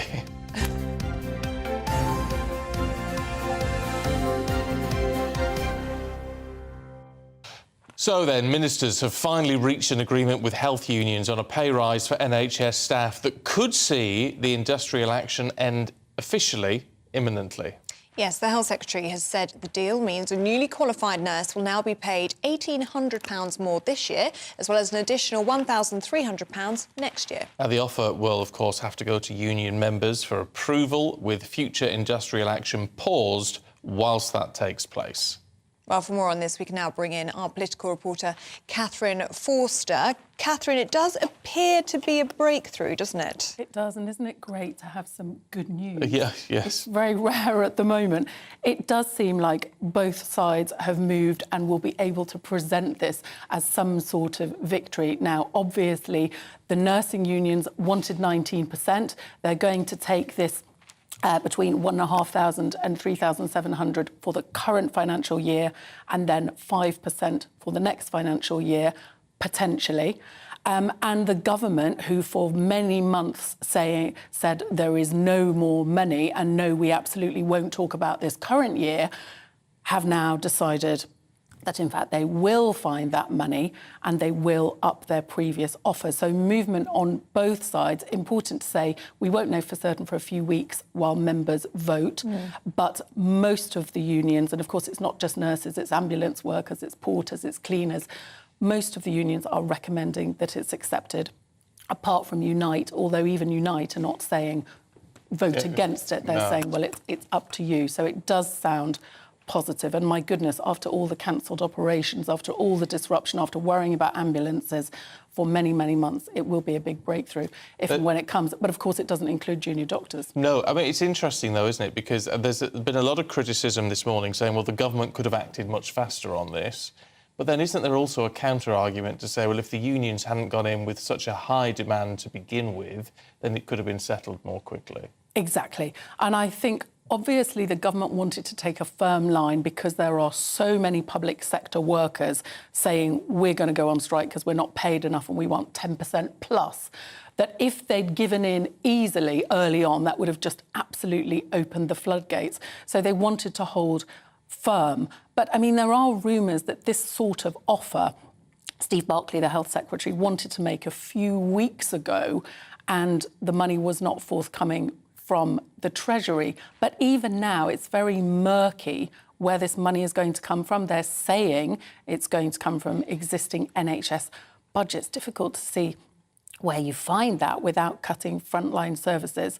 The Treasury are saying they're not going to be funding it, but I do suspect in the end that they may find a bit of money. It's interesting as to whether this actually then leads to breaking the back of other strikes in all of this. And actually, earlier on, we spoke to the chair of the Labour Party, Annalise Dodds, and she said that the government really needs to learn from their mistake and sort out other strikes quickly. Before Christmas, the nurses and the paramedics saying at that stage that they would call off industrial action if Conservative ministers actually sat down with them and had that negotiation. Of course, Rishi Sunak and his ministers did not sit down and have that proper negotiation on pay for a very, very long time. And it's been estimated that about 140,000 operations and appointments were cancelled because of the impact of that industrial action. And that's even before you take the junior doctors' strike into account that's just started. So, the Conservatives have got to learn from this. They can't make the same mistakes when it comes to the junior doctors. So will they learn, Catherine? Well, We will see. I mean, the junior doctors are asking for like 35%, aren't they? I think we can all agree that there's no prospect of that happening. And of course, there's many other strikes. But for example, the teaching unions, lots of kids up and down the country were at home yesterday and the day before because teachers were on strike.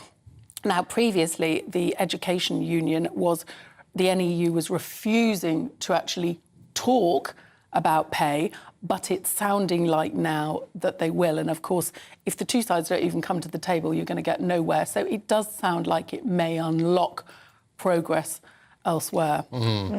So we also spoke to the Deputy Prime Minister Dominic Raab earlier, and he was talking about new government proposals for murderers with a history of coercive behaviour towards their victims or to use excessive violence. They could face tougher sentences. So here's what he had to say. We do need to increase the sentence for murders in the home, predominantly men against women. I think that in those kinds of horrific cases, the starting point should be more in the realm of 8 to 12 years. So I'm going to write to the Sentencing Council to seek them to take a look at this and change the rules. It's their prerogative, but I have a role to play in urging them and taking the initiative in this regard. And this has been supported by women's groups this morning, so this is really good news. Yes, absolutely. I mean, 2 women a week are killed in this country by men, and often the sentences that people receive are seen to be nowhere near sufficient. Now, Dominic Raab's talking about 8 to 12 years. Campaigners are asking for a minimum of 25 years for murder, where coercive control, years of abuse is involved. So we will have to see where this lands. This legislation won't be coming in anytime soon, but certainly positive that the government are listening, and it looks like changes will be coming. OK. Catherine, for now, thank you very much indeed. Good to see you this morning. It's just on the strikes issue, and we've been talking about the fact that nurses, if they accept this, nurses and those other NHS workers will get a pay rise of about 5%. But we've been saying on one thing, that doesn't address the conditions problem that they moan about, which is valid. I mean, let's be clear, they're overworked, overstressed, not enough recruitment and all the rest of it. And someone emailed in suggesting that perhaps you shouldn't have to have a degree to be a nurse. Yeah. The medical people we talked to this morning said, no, that's nonsense. But Sally in Devon says, as a retired nurse who does not have a degree, you're right, we didn't need one. The only reason they brought in degrees for nurses was because when we wanted pay rise in the 80s and 90s, they told us we couldn't be paid anymore because that would bring us in line with professionals who had degrees. I see. So, I mean, that's Sally's experience in that one. And Sharon in Northampton says it's this obsession with universities and degrees that have put us in the position that we find ourselves in. No skills. We need a massive push for hands-on apprenticeships. And it's just so expensive. I mean, we heard earlier from somebody who knew a student nurse and £70,000 worth of debt. I mean, you've got to ask the question, I mean, is it worth it? I just want to share, this is from Najma. Good morning to you. He says, I was trained in the 60s. We were considered the best nurses in the world. Our training was on the job as apprentices. However, since I trained, I studied for a degree as well. Well, do keep your views coming in. gbviews@gbnews.uk. Now, 9-year-old Olivia Pratt-Corbell was shot inside her home in Liverpool last August and died. A 34-year-old man from Liverpool has been charged with her murder, and the trial continues today. Well, joining us now is GB News' North West of England reporter Sophie Reaper. Good morning to you, Sophie. Good morning to you both. Well, the second week of this Thomas Cashman trial will be wrapping up here at Manchester Crown Court today. The 34-year-old has, of course, been charged with Olivia Pratt-Corbell, but also the attempted murder of Joseph Nee, wounding with intent of Olivia's mother Cheryl, and 2 counts of possession of a firearm with intent to endanger life. All of those charges that he is facing. However, now this week has been a crucial one for the prosecution. Earlier in the week, we heard from a witness who can't be named for legal reasons, but alleges that Thomas Cashman came to her home in court, that Cashman had life. But on why she'd chosen to speak up, she said, "The only thing I'm passionate about is that little girl." On Wednesday, the jury heard from firearms expert Andre de Villiers-Horn. He analysed some CCTV footage of the gunman shooting at Joseph Nee on the 22nd of August in last year. And then yesterday, the jury were given details about a crime scene investigation which had taken place at Thomas Cashman's house back in September of last year, the month after the incident had taken place. The jury were told details such as the officers had found the property with no electricity and that the cables to CCTV had been disconnected. Now, court is scheduled to resume this morning at 10 a.m. here in Manchester, and I'll be bringing you all the latest updates throughout the day as we get them. OK. Sophie, thanks very much indeed. Thank you. Just some breaking news this morning. We were talking about what happened yesterday with the NHS staff and trying to resolve the strike situation there and saying, has it broken the back of things? Well, the government and education unions have now agreed to intensive talks on teachers' pay, conditions and workload.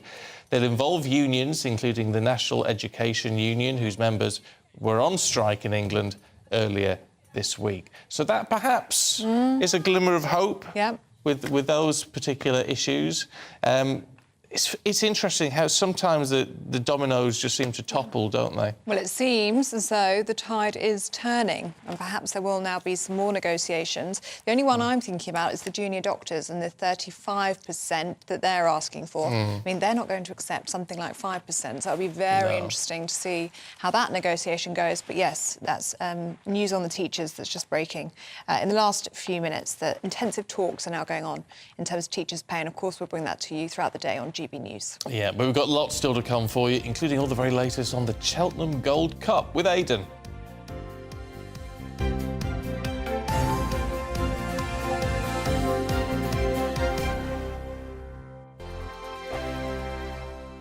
First and foremost, I am a GB News fan, and I was before I was working here. Just love the fact that we're asking the questions that a lot of establishment media won't ask. With a bit of a twist, we not only want to inform you, but we want to keep you entertained. It's worth the drive because you get in and the team's all ready and waiting, they're itching to go, and it's a proper little family. GB News is the People's Channel. It's the audience that makes the programme sing. We're giving our viewers and our listeners a voice. I see the thousands of your letters, tweets, emails, you name it, coming in. Britain is broken. How on earth did we get into this mess? But more importantly, how do we get out of it? The establishment had their chance. Now we're here to represent you. It's time for something different. It's time for GB News. I'm very patriotic. I believe in Britain. Our best days lie ahead. Britain's watching. Britain's watching. Join us here on GB News. The People's Channel. Britain's news channel. I'm Andrew Doyle. Join me at 7 o'clock every Sunday night for Free Speech Nation, the show where I tackle the week's biggest stories in politics and current affairs with the help of my two comedian panellists and a variety of special guests. Free Speech Nation, Sunday nights from 7 on GB News, the People's Channel, Britain's news channel. Here on GB News Live, we'll be keeping you in the picture, finding out what's happening across the country and finding out why it matters to you. We'll have the facts fast with our team of reporters and specialist correspondents. Wherever it's happening, we'll be there from 12 noon on TV, radio and online. GB News, the People's Channel, Britain's news channel. I'm Michael Portillo. Join me on GB News on a Sunday morning for topical discussion, debate, arts and culture, and sometimes even ethical dilemmas. I don't always agree with you, Michael. Michael Portillo, Sundays on GB News, the People's Channel, Britain's news channel. Hello, I'm Michelle Dewberry, and you can join me every weekday 6 till 7 on Jubes and Kerr. You're an inspiration to us all. Clip that bit up. Well, you are. That's my ringtone. My political ambitions are, those days are gone, I can tell you. She's only teasing. Go on. He's probably going to want to lay down now. I'll give him 2 minutes to have one. Let's respectfully disagree. That's what we like on Jubes and Kerr. Come and join us. GB News, the People's Channel. Michelle Dewberry, weekday evenings at 6 o'clock. I'm Simon Evans. Join me on GB News for Headliners at 11 p.m. What's the scoop? I'll be joined by two of the country's top comedians. That's right. As we take a look at tomorrow's newspapers tonight. We're going to get into trouble. If it's a big story, we'll be covering it. Spill some tea on him. There we go. But we'll also have some fun. I wouldn't stick up a bank. My father didn't love me. So anyway. Headliners every night from 11 on GB News, the People's Channel, Britain's news channel. Monday to Thursday, 9 p.m. till 11 p.m. Join me, Dan Wootton. I'll bring you the sharpest takes and hottest debates. Do you not believe in prison? I don't believe in prison. I'm completely stunned. I guarantee you there'll be no spin, no bias, no censorship. I actually was personally quite offended by it. And no reason to go to bed. So I guess they've always been quite woke. That's Dan Wootton tonight on TV, radio and online. Monday to Thursday from 9 p.m. till 11 p.m. on GB News. The People's Channel, Britain's news channel.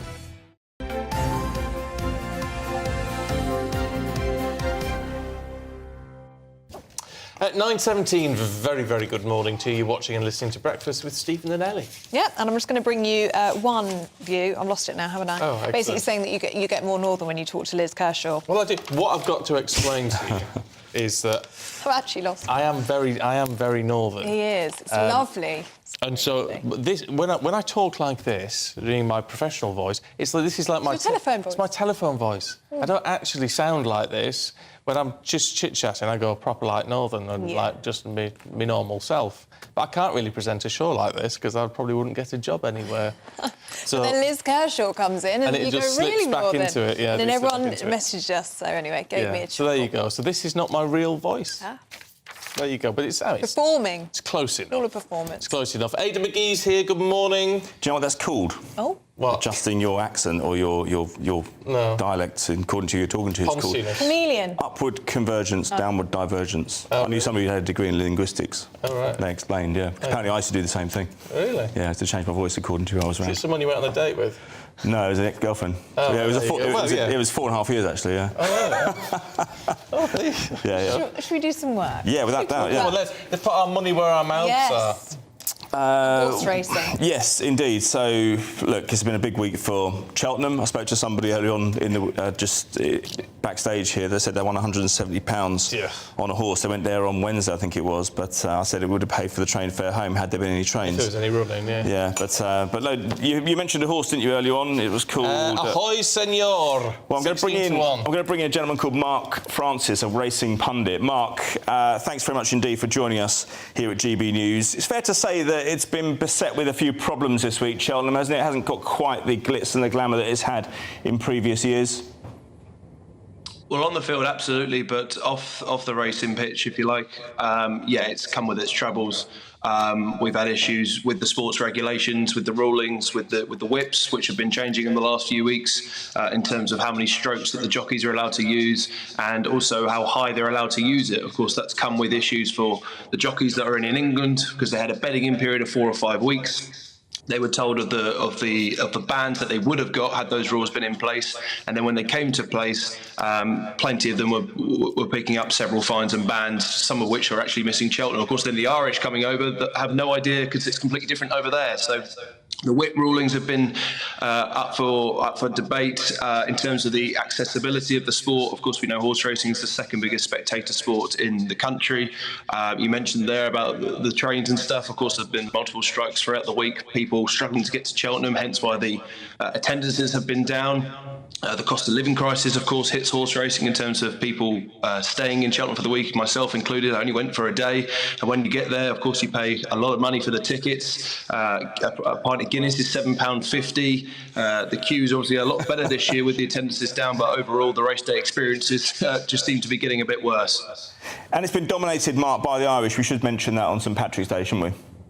Yeah, I was going to come to that. St Patrick's Day, it wouldn't be such a surprise if there's an Irish winner of the Gold Cup. I mean, England haven't won it since 2018, but it's all been about the Irish this week. I think after the first 2 races, Ireland were up 2-0. We levelled it out to 2-2 after the ultimate handicap chase, which England or Scotland always seem to win. And of course, the champion hurdle, Constitution Hill, probably the best horse on the planet right now. But the Irish have since then run away with it, and I'm pretty sure they'll probably have every single winner today. Talk me through Ahoy, Senor, Mark, because I'm determined it's going to win. He's got a great chance at Hoy Senior. There's so many great stories in this race. The Hoy Senior, who's ridden by Derek Fox and trained by Lucinda Russell, who had the step winner of the Ultimate Handicap Chase on Tuesday with Korak Rambler, who will probably go off a likely favourite for the Grand National now. We might see a Grand National winner from this race. The Hoy Senior, rather, is a very hard horse to train. He won at Aintree a couple of years ago at odds of 66-1, and he's a bit of an enigma. He needs a lot of things to go his way. But like many, he's got a great chance, and he certainly should be bang there for the home team. But as I keep saying, that it's all going to be about the Irish today, and I know Hewick is another horse that we should refer to. Bought for £800. Yes, £800. Mark, we talk about that's the price horse of a racing cow, inflated. We talk about horse racing inflation prices, if you like. £800 for this horse, who's already won an American Grand National, which is absolutely incredible. I mean, the standard of jumps racing out in America probably not as high as it is over here.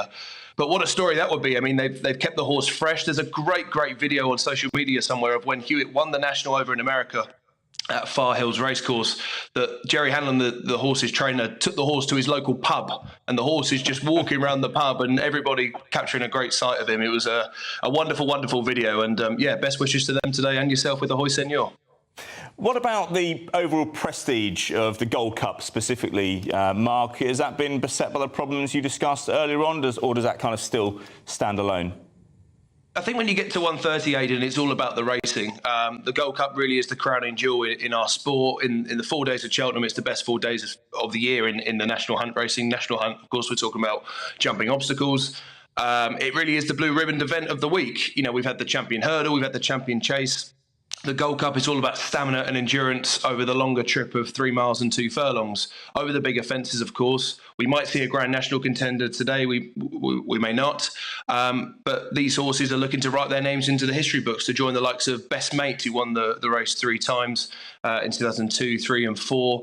Corto Star, who won the race, then lost out to his stable companion, Demon, then regained it in 2009. The only horse to actually regain the Gold Cup. And Manila Indo is the only horse there today that we're trying to complete that trend as well. So many chances. As I say, it's all about joining the greats. And on St Patrick's Day, I guess it will be an Irish winner today, headed by Galopin des Champs, a French import for Willie Mullins, ridden by Paul Townend, who has twice won the race on album photo. And I think he's the one to beat today. So that's your tip, is it, Mark? Is that what you're telling us? Is that what we should stick our money on? I think so. You're not going to get incredibly rich by backing Galopin des Champs, but he won the Irish equivalent 4 weeks ago. He actually fell at the last fence last season in the Turner's Novices Chase, one of the sort of trials, if you like, going on to the Gold Cup as a novice. He fell at the last fence, and many people that day still thought, look, he was miles clear. He's certainly a Gold Cup contender, and he certainly stepped up in trip very well. Several other stories to touch upon. Applutard, who won the race last year. Henry de Bromhead has had such a magnificent week winning the Ryanair earlier on, and the Mares Hurdle with Honeysuckle, of course, one of the household names we have in horse racing. Applutard has not actually completed since he won the Gold Cup last year, having said that he's only run once, but he's had his issues. And he'll be back today for Rachel Blackmore. As I say, the last English winner was back in 2018 with Native River. Brave Man's Game will be looking to complete a good quickfire double for champion trainer Paul Nicholls. He won yesterday with Stage Star, who's owned by a syndicate containing probably 200-300 people. And that's what horse racing's all about, these great syndicates. You've got the really big owners who strike at Cheltenham Week. But the smaller stories, the better stories, the Hewicks, maybe the Hoy Seniors are where the great stories are. So look, yeah, if you're going to ask me for a selection, it would be Galopin des Champs. I'm keeping it simple. He's a short price favourite, but I think he's the best horse in the race, and hopefully he wins. Right, we're going to stick our money on that one then, and if we lose, we'll come back to you. Is that all right? Absolutely. Listen, thanks for joining us, Mark. It's great to hear from you. Fantastic knowledge as well, and we'll all benefit from that, won't we? I'll tell you what, Galopin des Champs, it doesn't sound very Irish. No. Is it 15-8 at the minute? 15 to... So yeah, you're not I going to make a lot of money on that? No, I know, but I mean, I went through a stage of trying to buy money, you know. As in, like, you know, just a few years ago, I remember I tried to think backing on dead certs. Oh, right, yeah. But you sooner or later, it only takes one to come on stock and you lose all your money. That happened to me, so... yeah, not in a big way. No. Good. Should we talk football? Why not? Yeah, so should we start with last night? Yeah, that's right. Yeah, look, I mean, I don't think it's a huge problem. I've just been, again, talking to someone backstage. He went to the Arsenal game last night, had to leave before the penalty shootouts, which they lost 5-3. The Europa League, look, it's second-line European football. I know Arsenal haven't won a European trophy in 30 years, and they're a big club. They should be looking to win European trophies, but I honestly think that this adds to the fixture congestion. Yes, they're out. It's disappointing, but they went out on penalty shootout against a really good team. And I think it now leaves them with 11 games to give it everything to try and win the Premier League title, which they've not won since 2004. Talking of which, one of the Invincibles from that year, Patrick Vieira, has been sacked as Crystal Palace manager on St Patrick's Day. Very disappointing for him. Sacked at 8:15 this morning. Not a huge surprise. They hadn't won in 12 matches. No goals in the last 4. A defeat to their local rivals. Well, not local rivals, but it is a big rivalry between them and Crystal Palace. They lost to them earlier in the week, 1-0. And look, I mean, there's a chance they might go for somebody who's already in a job like Vincent Kompany or Michael Carrick, but who knows? I think they play Arsenal on Sunday, actually, Palace.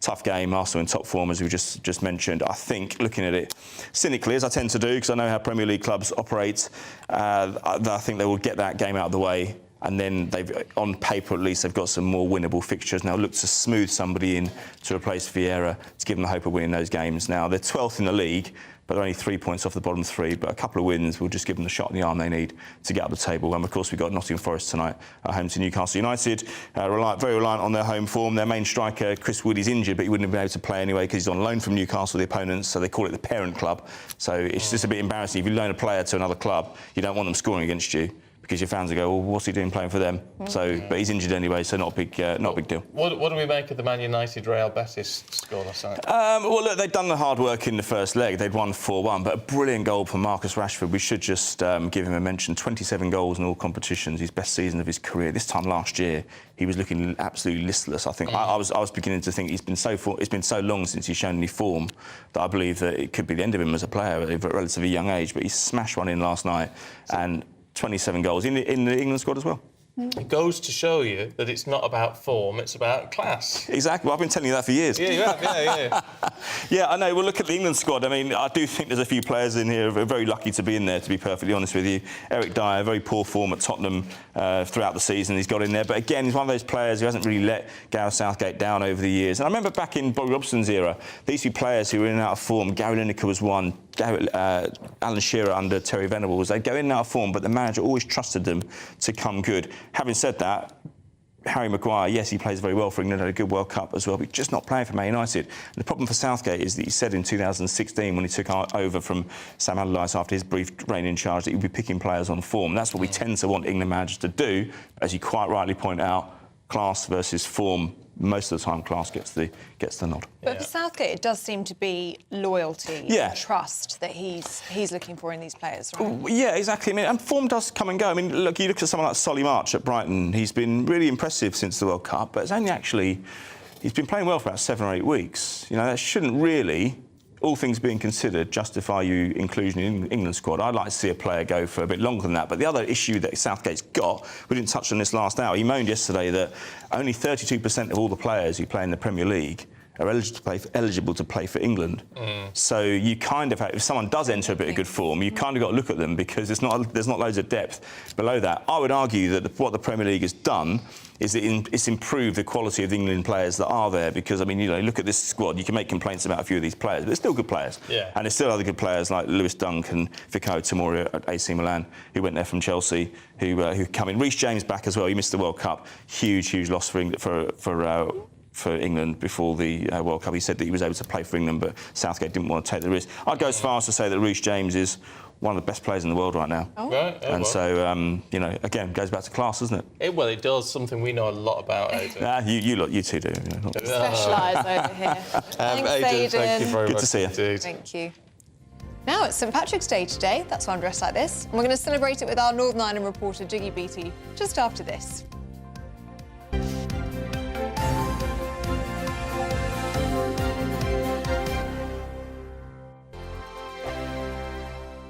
Monday to Thursday nights on GB News. At 6, it's Deebs & Co. 7 o'clock, Farage. At 8, join Jacob Rees-Mogg. And at 9, Dan Wootton Tonight, followed by Headliners. On TV, radio and online. This is GB News. It's all about family, being in people's living rooms, all the interaction and getting to know who our viewers and listeners are. When I was young, my dad used to say, Nana, stop arguing. I wanted an outlet that would enable me to give my opinion. People are going through a really hard time right now, and I know that you don't feel like you're being listened to by the establishment. I came to GB News because it's the People's Channel, and I want the audience to have their say on the events of the day. We're dynamic. We do something different. Democracy shows that the wisdom of the nation is in its people. I get to travel to find out what the story is from a personal perspective. The British people aren't fools. We know when we're not being told the full story. We've got to work out how Britain moves forward from this.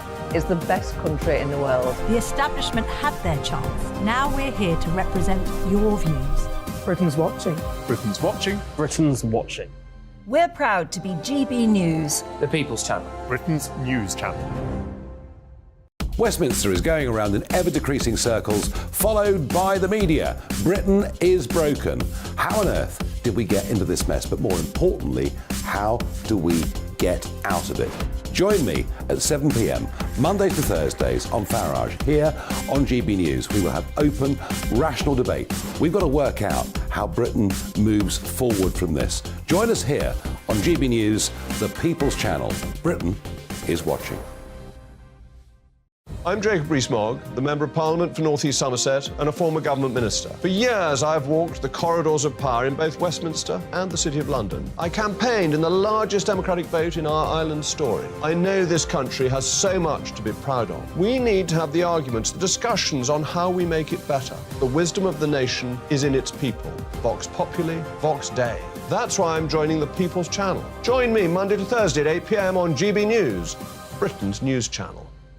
GB News has its own late-night paper preview show, Headliners, where comedians take you through the next day's top news stories. You don't have to bother reading the newspaper, we've got it covered for you. Headliners, every night at 11 p.m, and repeated every morning at 5 a.m. We won't send you to sleep like some of the other paper review shows out there. GB News, the People's Channel, Britain's news channel.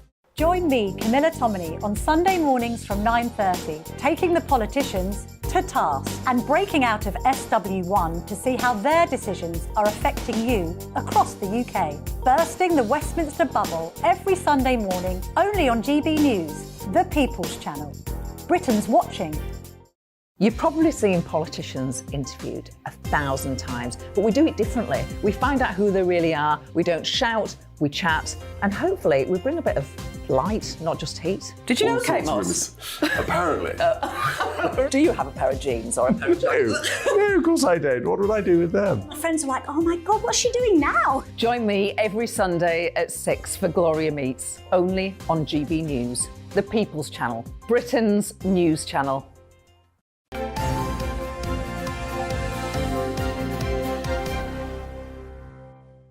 Welcome back. You're watching and listening to Breakfast with Stephen and Ellie.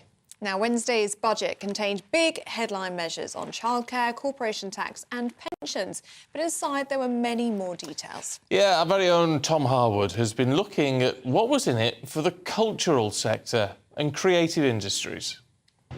British theatres, museums and orchestras all suffered a big economic hit throughout the COVID pandemic and its associated lockdowns. In response, then Chancellor Rishi Sunak introduced temporary tax reliefs for the creative sector, which were all due to wind down this April, but no longer.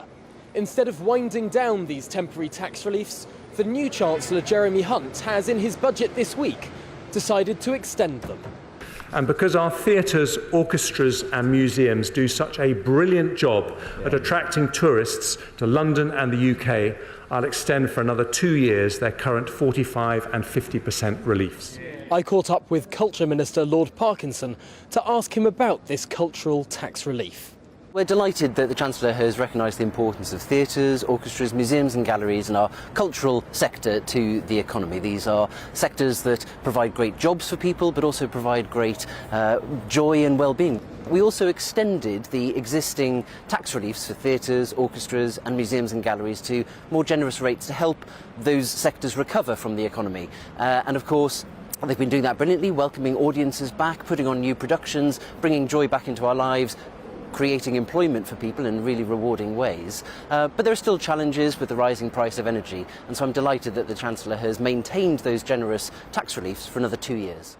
The Actors Union Equity has been less welcoming of this announcement, saying it's really thin gruel compared to what's happened to the arts more generally under this government, that there have been really quite savaging cuts to arts funding. What do you say to that? Well, actually, I spoke to the General Secretary of Equity yesterday, and as I say to everyone, the money that the Arts Council is distributing in the new portfolio, which begins at the start of next month, is actually more than in the last. The Arts Council is providing funding to a record number of organisations, nearly 1,000 in more parts of the country than ever before.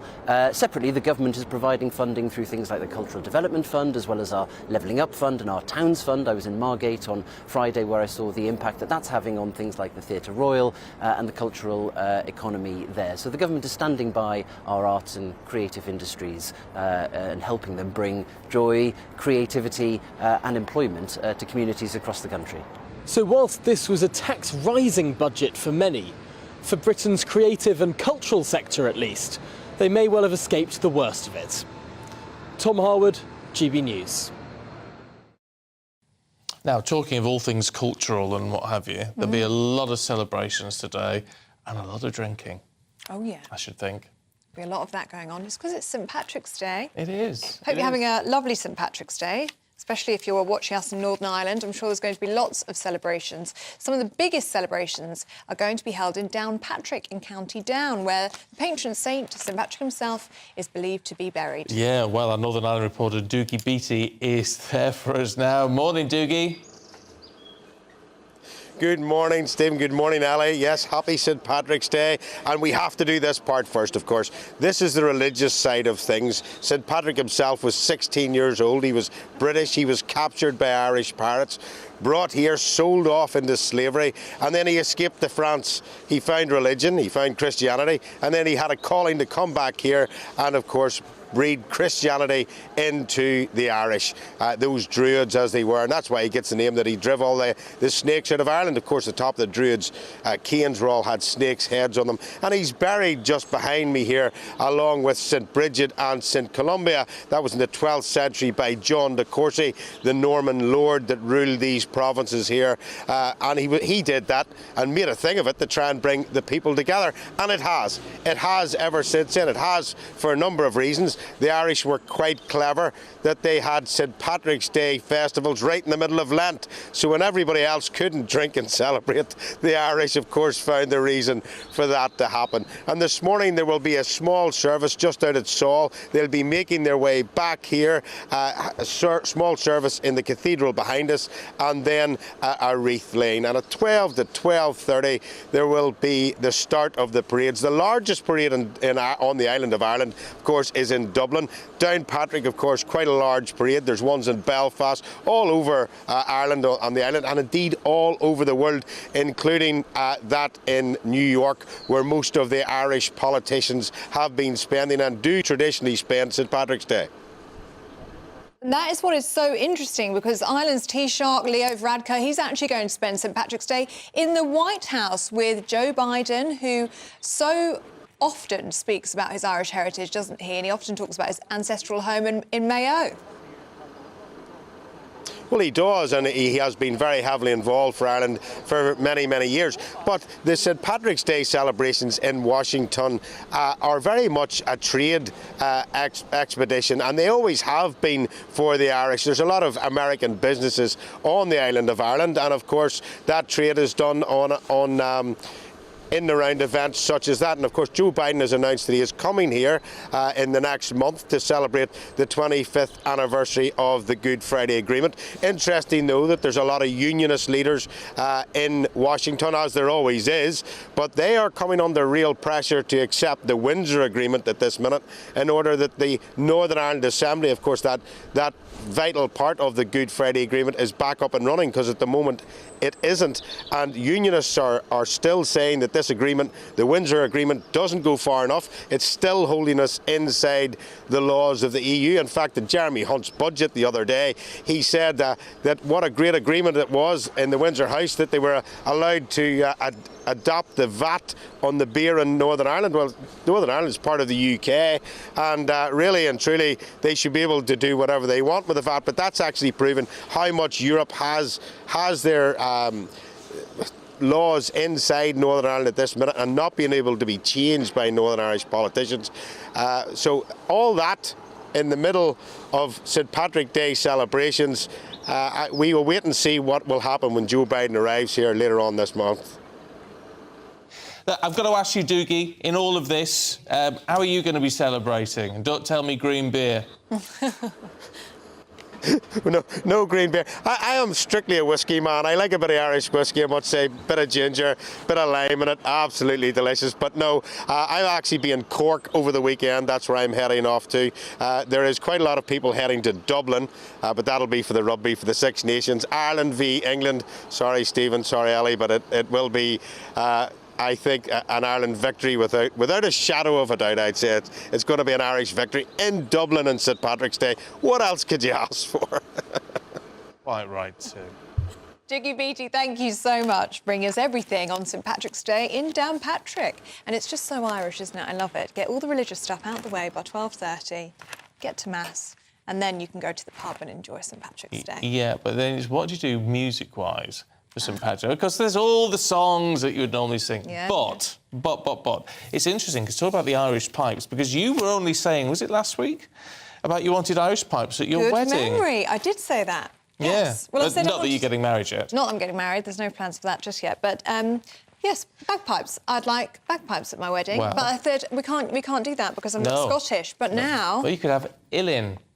Or well, now, I don't know if I'm getting that right or not. So let's find more out about Irish pipes. Illin player John Devine joins us now. And we've got you perched over there, John, so you can give us a little tune in a minute. What's the history behind the Illin? Well, these are kind of what the Highland pipes, the pipes we associate with Scotland, this is what they evolved into, really.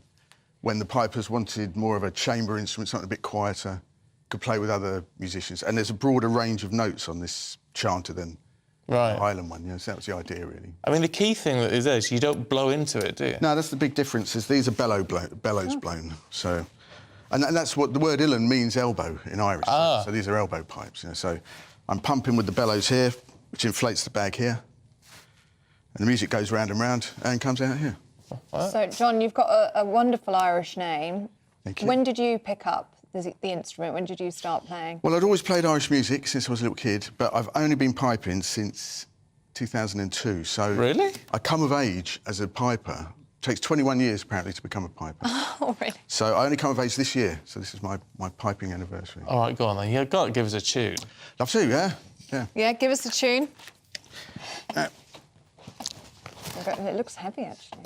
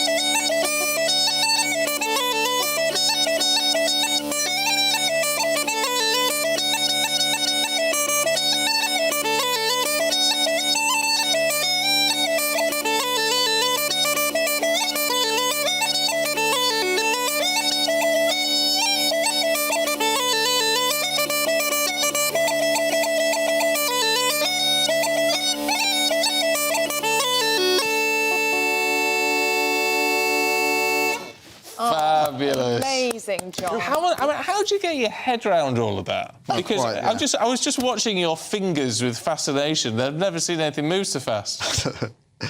Well, it's complicated to learn, but not difficult to play, really, I don't think. And it's quite a well-made set, this. It's not very old, this set. It's only about 20-odd years old, this. Who taught you, John? Various people. I learned quite a lot here, but also workshops in Ireland, and there's Uilleann piping is very strong in the north of Ireland, and Dublin, of course, but all over, really. So yeah, workshops and friends, Just picked it up. So I went, look. Well, now that you've got, you've just come of age with your 21 years as an uilleann piper. What happens now in terms of work that you do and the demand for uilleann? Just hope for the best, really. I mean, it is a bit niche, but we'll be busy. I'm going to be playing out tonight, of course, and over the weekend as well, so at various places. Do you wish that more people knew about uilleann, about Irish bagpipes? Because when people think about bagpipes, they think about Scotland, don't they? They do. But bagpipes, there's something like more than a dozen types of bagpipes in the British Isles and more than 60 in Europe, apparently. It's kind of like a global, universal thing. It's kind of goes back to pre-harmony. We just had the drone and how the melody would work against the drone. Really. Yeah. It's a growing thing, I think. There seems to be, more and more good makers coming online. There's lots of interest. There's a Pipers Club in London, if anyone's interested in that, if you want interested in learning, stuff like that, so... There's a lot going on. Yeah, I tell you what, there's something I think about it. We all love hearing pipes, whatever sort of pipes they are. There's something about the rawness of it in a way. It's quite a raw sound, isn't it? I don't know. There's something a bit primeval somehow. Seem to connect, don't they, with people? It's a kind of visceral sort of way. Yeah. I don't know if maybe it sounds a bit like the human voice or something. I don't know what it is really, but people do seem to connect with it. Do you think there's enough? I mean, obviously it's one of those skills. I can imagine it being something that at some point we go, blooming heck, no one can play the pipes anymore. A disappearing skill. We've got to keep it going, haven't we? Yeah. Well, I think it's in pretty good shape now. There was a time in history where people had lost interest in it, really, and it was largely the Irish traveller community that kept the tradition intact. The sort of insular nature of their communities kind of kept it intact. So when there was re-interest in the sort of 60s and 70s, we could tap into that, and connect back to the. What is it that you love about the uilleann? What draws you to it? I think it's the sound. It's the only instrument that's completely unique to the Irish tradition. And for me, it's kind of the sound of Ireland, and the sound of Irish music, There is something. It does sound. It transports you. It does. does. When you just started there, we could have been in Dublin and in a pub, and when they do the live sessions, they call it trad sessions, wouldn't they? It sounds exactly like that. It's just a nice, wonderful sound. What are your plans for St Patrick's Day? Well, I'm playing in a lovely place. I used to do 5 gigs a day, but now we just do this lovely restaurant in Stoke Row, Crooked Billet in Stoke Row. We're down there tonight with my wife and my son, playing traditional music. My good friend Chris Sadler. Tomorrow. Do they all play? They all play, yeah, all play. Yeah, so it's often a family thing, isn't it? The music in the Irish, in lots of traditions. Trad band with your family. Yeah. Great. Yes, we do that. Then tomorrow we're playing for the Luton, doing their St Patrick's thing tomorrow, so we're playing as part of their parade. And then Sunday, I'm going to be in an Irish bar in Mornington Crescent, the Cobden Arms. Oh, right. How do you play that, John? Because I mean, you saying it's quite simple to play once you learn how, but it looks quite complicated to the rest of us. How do you play that when you've had 6 pints of Guinness? You don't. Give up. You give up. I think nowadays, anyway, I have to choose. I'm either playing or I'm drinking. Yeah. I can't do both. Can't do both. I'll tell you what struck me about it, because I have to say, I'm from the north of England, so I love the bagpipes. Bagpipes have never been that far from us, so it's always been a lovely thing. But this is a sweeter sound, isn't it? It's not... The drone isn't quite as prominent. No, well, I mean, that can vary from set to set, but yeah, that's the general thing. I mean, what amazes me about the engineering of this is there's only one air source, but you don't want the drones to overpower the chanter. That's what's playing the melody. And then you've got these regulators. Everything's got to be balanced, It's kind of... I don't know how the guys do it, balance all the reeds and... It's like a primitive organ, really, is what it is. And are your children picking up musical instruments as well? Yeah, Are they musicians? Yeah, my son is kind of...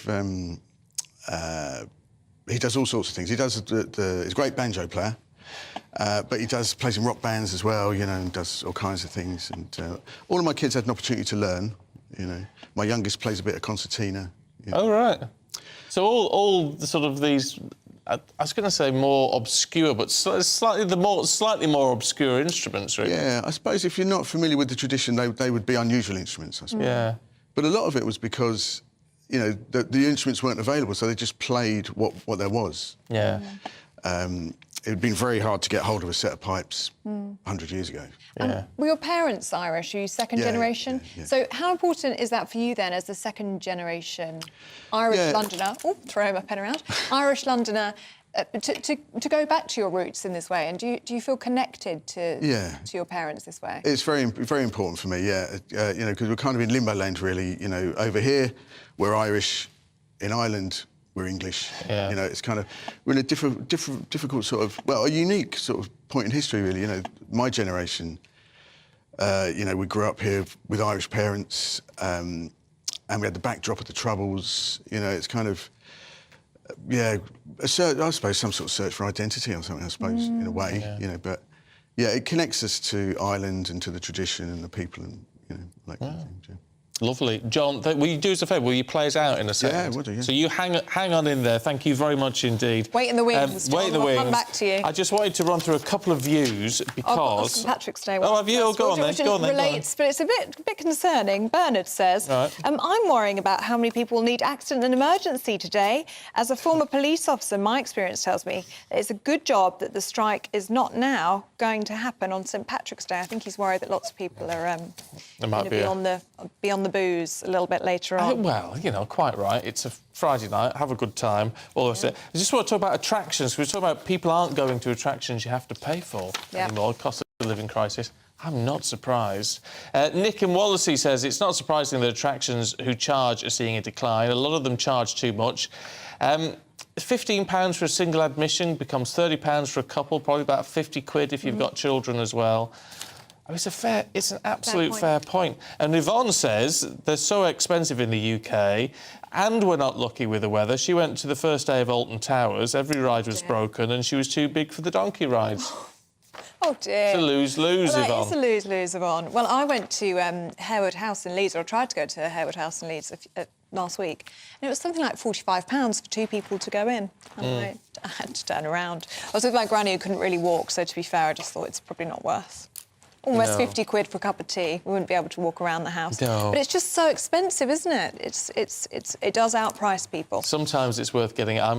we're members of the National Trust, well, you know. That's probably what I need to be doing. So you fork it all out in one go, but then you get in for free, so it's quite good, actually. Anyway, look, that is it for us. We are back tomorrow morning at 6 o'clock with all your latest news headlines, which will be brilliant. But before we leave you, Esther and Phil are up next, by the way, but before we leave you, let's have a little St Patrick's Day tune, should we, just to see us out this morning from John Devine.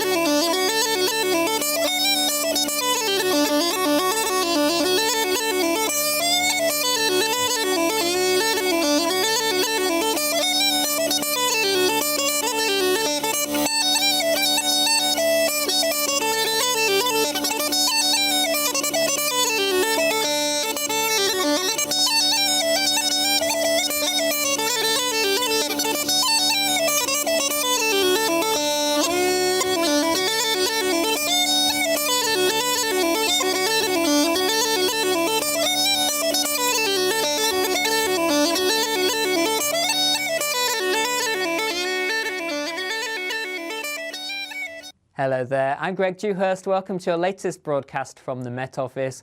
Day of sunshine and showers for many today, perhaps some longer spells of rain later, but a mild one for everyone. Looking at the bigger picture, low pressure still dominates the weather pattern. Winds generally coming in from the southwest, meaning a mild picture. And into the weekend, it stays unsettled, though perhaps this brief ridge of high pressure moving in on Sunday to give a drier interlude.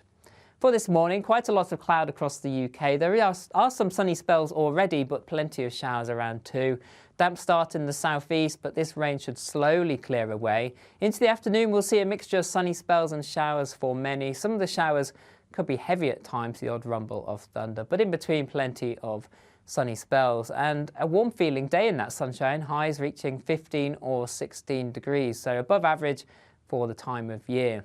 Into the evening time, we'll see further showery outbreaks of rain pushing north and eastwards across the country, perhaps one or two heavier bursts too. But overnight, it generally stays on the cloudy side.